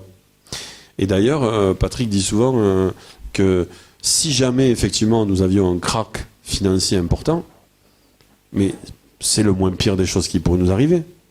Parce que finalement, un crack financier, c'est que l'argent qui manque. Les matières premières sont là, les travailleurs sont là, les entreprises sont là, les collectivités sont là, la connaissance est là, la compétence est là. Il manque juste des moyens d'échange. Eh bien, créons-les. Et c'est là que les monnaies citoyennes locales pourront jouer un rôle vraiment, pour le coup, de canoë, hein, de canot de sauvetage. Voilà, je cherchais le terme. Et le temps que peut-être un système se réorganise avec plus de résilience. Parce que nous pensons qu'aujourd'hui, effectivement, cette monnaie unique, et non pas cette monnaie commune, elle a besoin de beaucoup plus de résilience, et cette résilience sera assurée, à notre avis, par un réseau puissant de monnaies territoriales et locales.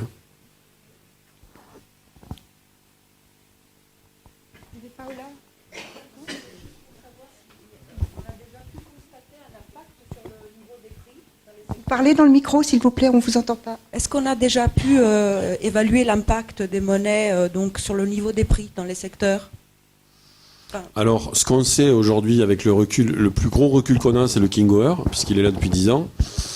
Le King Goer, les commerçants ont dit d'eux-mêmes qu'ils avaient à peu près augmenté de 10% leur chiffre d'affaires.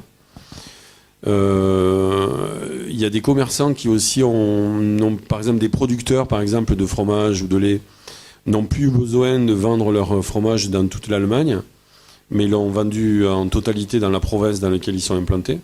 Donc ça veut dire pour eux moins de frais, moins de travail, moins de déplacement. Les salariés, à partir du moment où ils ont commencé à payer les salariés avec, les salariés ont donc commencé à acheter davantage dans les entreprises locales. Et c'est exactement ce qui se passe à Toulouse, où on a clairement des salariés maintenant qui commencent à être payés en sol violette, y compris des gérants d'ailleurs qui se payent en partie en sol violette. Et donc du coup ça vient abonder l'économie locale. Mais donc sur 10 ans, on voit par exemple avec le King Goer, il y a plus de croissance de 10% de leur chiffre d'affaires et une relocalisation de leur production. Alors on a ensuite des chiffres un peu plus intéressants aussi, mais sur une expérience qui avait été menée en Argentine dans les années 2000, vous savez, quand il y a eu le grand krach du système argentin, où il n'y avait plus de pesos, il n'y avait que du dollar et le dollar foutait le camp. Les Argentins ont créé ce qu'on appelait le crédito. Je ne sais pas si vous en avez entendu parler, c'est une expérience extraordinaire. Le crédito a démarré dans certains groupes locaux qui se sont organisés pour vendre des produits et des services entre eux parce qu'ils n'avaient plus d'argent, pour le coup. Ou ils en avaient si peu qu'ils le gardaient pour payer leur électricité ou les choses nationales. Et il y a eu plus de 7 millions de personnes qui sont rentrées dans ce réseau. Ce réseau s'est développé et a permis vraiment à l'Argentine, à un moment donné, de supporter un petit peu cette crise financière absolument terrible qu'ils ont vécue. Et ce système s'est cassé la figure malheureusement parce qu'à cause de son succès, ils n'avaient pas prévu de système de sécurité sur leur coupon billet. Et donc il y a des personnes qui ont commencé à faire de faux créditos. Et ils sont passés à la machine à billets et le système s'est effondré. Aujourd'hui, ils sont entre 200 et 300 000. C'est pour ça que dans la nouvelle génération des coupons billets que vous voyez, entre parenthèses celui du sol violette, vous avez un scellé à bulles qui permet de sécuriser. En fait, le sol violette, c'est pas ce qu'il y a autour, c'est juste le scellé à bulles. Le scellé à bulles, en fait, est relié à une base de données avec un système de bulles emprisonnées dans un polymère qui permet d'avoir une constellation de bulles uniques qui lui donne un numéro unique. Et ce numéro unique, en fait, est géré par une base de données qui sait exactement où c'est que s'il est actif ou inactif. Et donc, ça nous permet d'être certain de ne pas avoir de faux monnayeurs.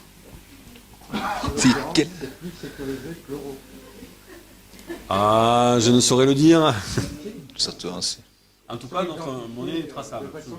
Oui, c'est vrai. Quel a été le coût de mise en place du système en euros et en heures bénévolat ou années bénévolat? Quel est le coût de fonctionnement annuel du système et pourquoi n'avoir pas introduit, semble-t-il, un système de paiement par téléphone portable, par message, qui semble quand même contrôlable et beaucoup moins cher? Alors, 3 questions. Donc, la première question, combien ça a coûté? Alors, la première année, ça a coûté 120 000 euros. Alors, sur ces 120 000 euros, 20 000 euros ont été apportés pour faire le film par la mairie, puisqu'on voulait avoir une histoire à raconter sur le sol violette. Donc, 20 000 euros sur le film. Après, il y a eu 27 000 euros, on va dire, mais disons 30 000 euros, pour arrondir, de mise de fonds de la mairie en termes de nantissement. Donc, sur ces 30 000 euros, les 4/5 sont partis sous forme d'abondement de personnes en situation d'exclusion financière, parce qu'on voulait tester dans des quartiers défavorisés de Toulouse l'usage d'une monnaie citoyenne pour que justement ces publics-là, vous le verrez dans le film, c'est très bien expliqué dans le film. Ah pardon, excusez-moi, c'est mieux là donc 30 000 euros, donc les 3/4 de ces 30 000 euros ont servi à financer 30 euros par mois à 90 familles réparties dans 3 maisons de chômeurs, pour justement les aider à orienter leur consommation vers des produits respectueux des humains, de la nature, et voir si effectivement ça prenait. Et d'ailleurs ça a pris, puisqu'ils continuent aujourd'hui à transformer leurs minima sociaux en solde violette pour l'acheter dans les boutiques bio et vrac ou épicerie solidaire. Ensuite, donc 20 000 euros pour le film, 30 000 euros pour... Ah oui, et puis ensuite, une partie de ces 30 000 euros ont servi à donner 30 euros une fois à 150 ambassadeurs de tout le réseau de l'économie sociale et solidaire pour qu'ils puissent découvrir le réseau et en faire parler autour d'eux. Ce qui nous a permis au lancement du Sol Violette immédiatement d'avoir un retour, puisqu'on ne voulait pas passer par un des magazines, tout ça, on ne voulait pas faire de pub, etc. Donc ils en ont parlé autour d'eux, ils voulaient que ce soit vraiment viral. Donc voilà, ça fait 50 000. Ensuite, il y a eu bien sûr la création de tous les logiciels qui sont nécessaires à la gestion de la monnaie, qui sont tous sous licence libre. Le film d'ailleurs est en Creative Commons, vous pouvez le copier, il est tout à fait libre de droit.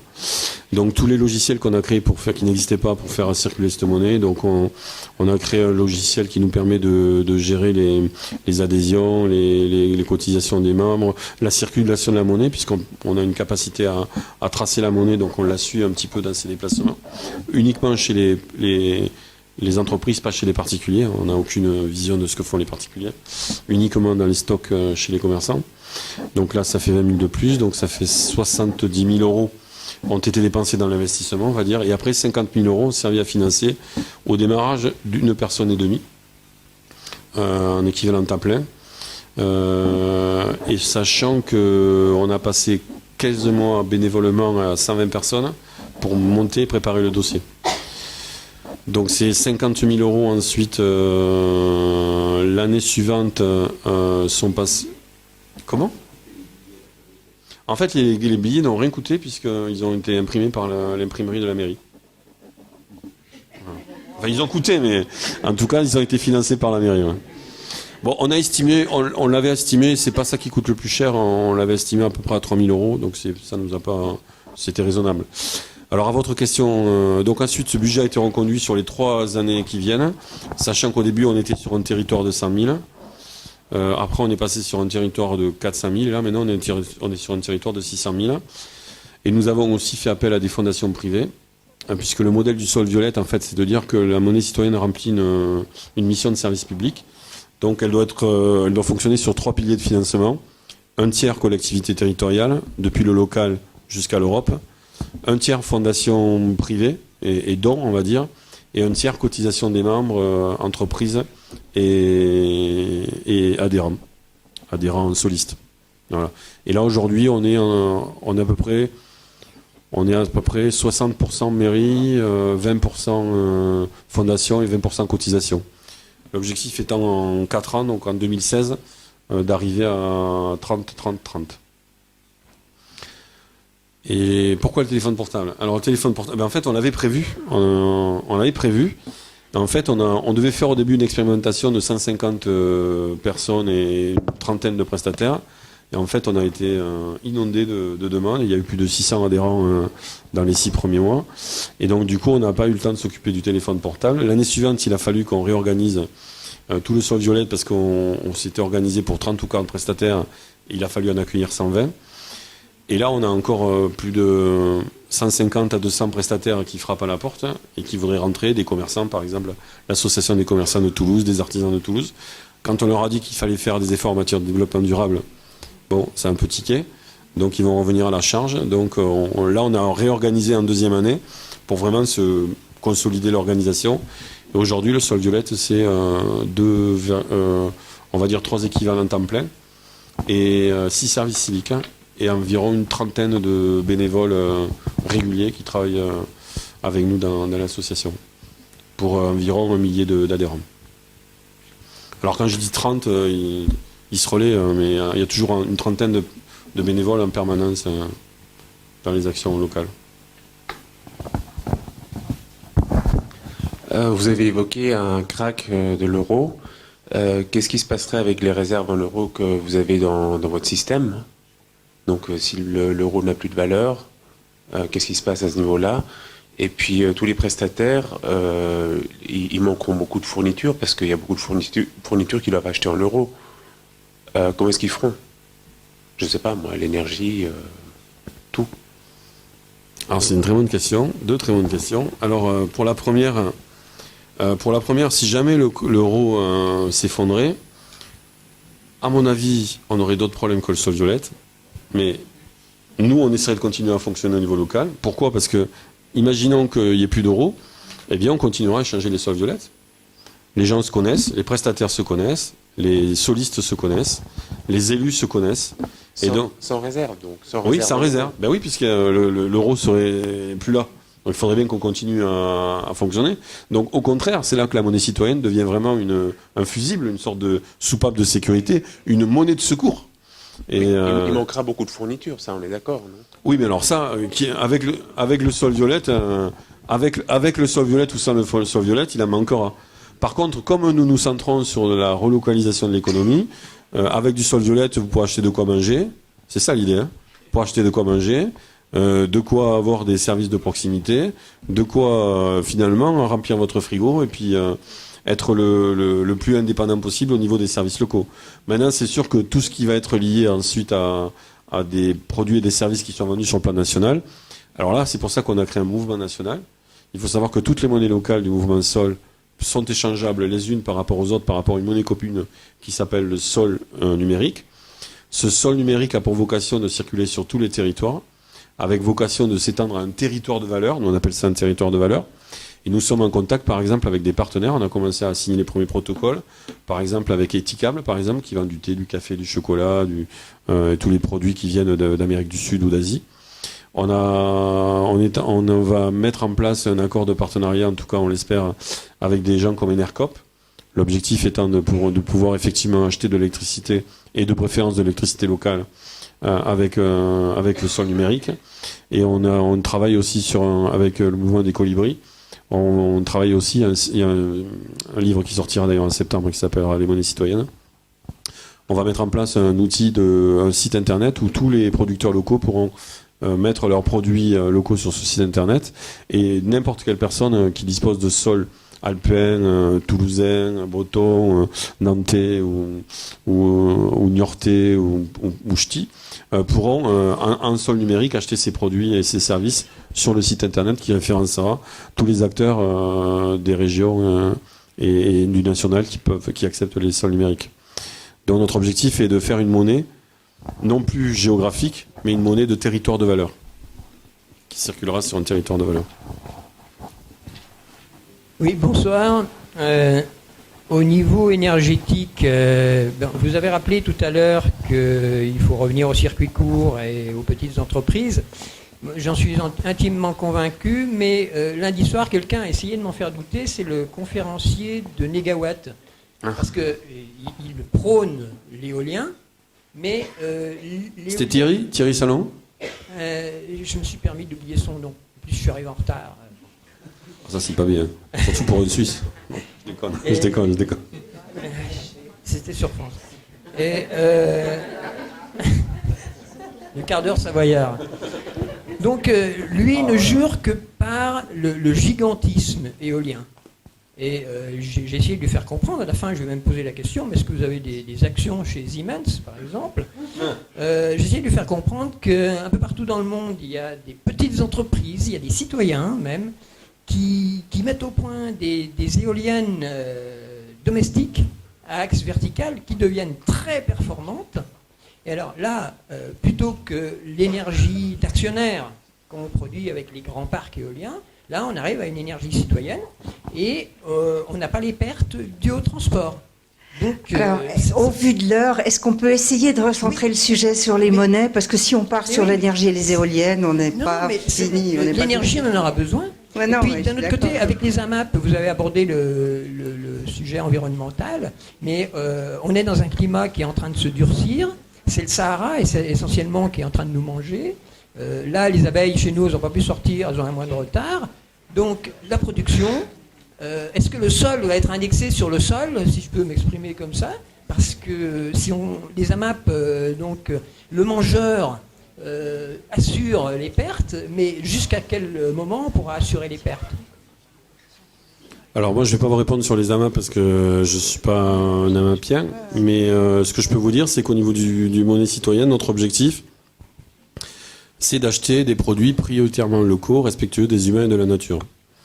Donc, en monnaie citoyenne, vous pourrez acheter de l'énergie locale si elle est produite localement, ou nationale si elle est produite nationalement. Et par exemple, je vous renvoie à l'expérience extraordinaire là qu'il y a en France dans une petite ville de 8000 habitants, où effectivement les villageois ont joué le jeu avec la municipalité.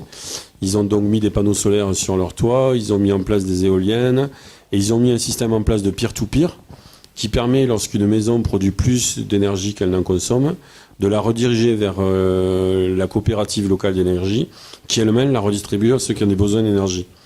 Et depuis, je crois, 1 an maintenant, cette commune est totalement autonome en matière d'électricité.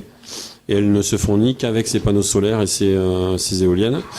Et donc, il serait tout à fait possible d'imaginer, et d'ailleurs, sur Montauban, on a un projet qui s'appelle Muse, et dont l'objectif est justement de réinjecter sous forme de monnaie citoyenne les économies d'énergie réalisées par les citoyens. Et on pourra tout à fait acheter de l'électricité locale avec des monnaies citoyennes. Mais pourquoi pas aussi de l'énergie nationale dans la mesure où elle est propre. Les deux sont bien. Chers amis, il est -20 là. Est-ce que, si vous avez des questions urgentes, est-ce que vous voulez pas revenir demain à l'atelier? Frédéric, il faut quand même qu'il puisse dormir un petit peu. On recommence demain à 9h30. Dites avant qu'on... Oh.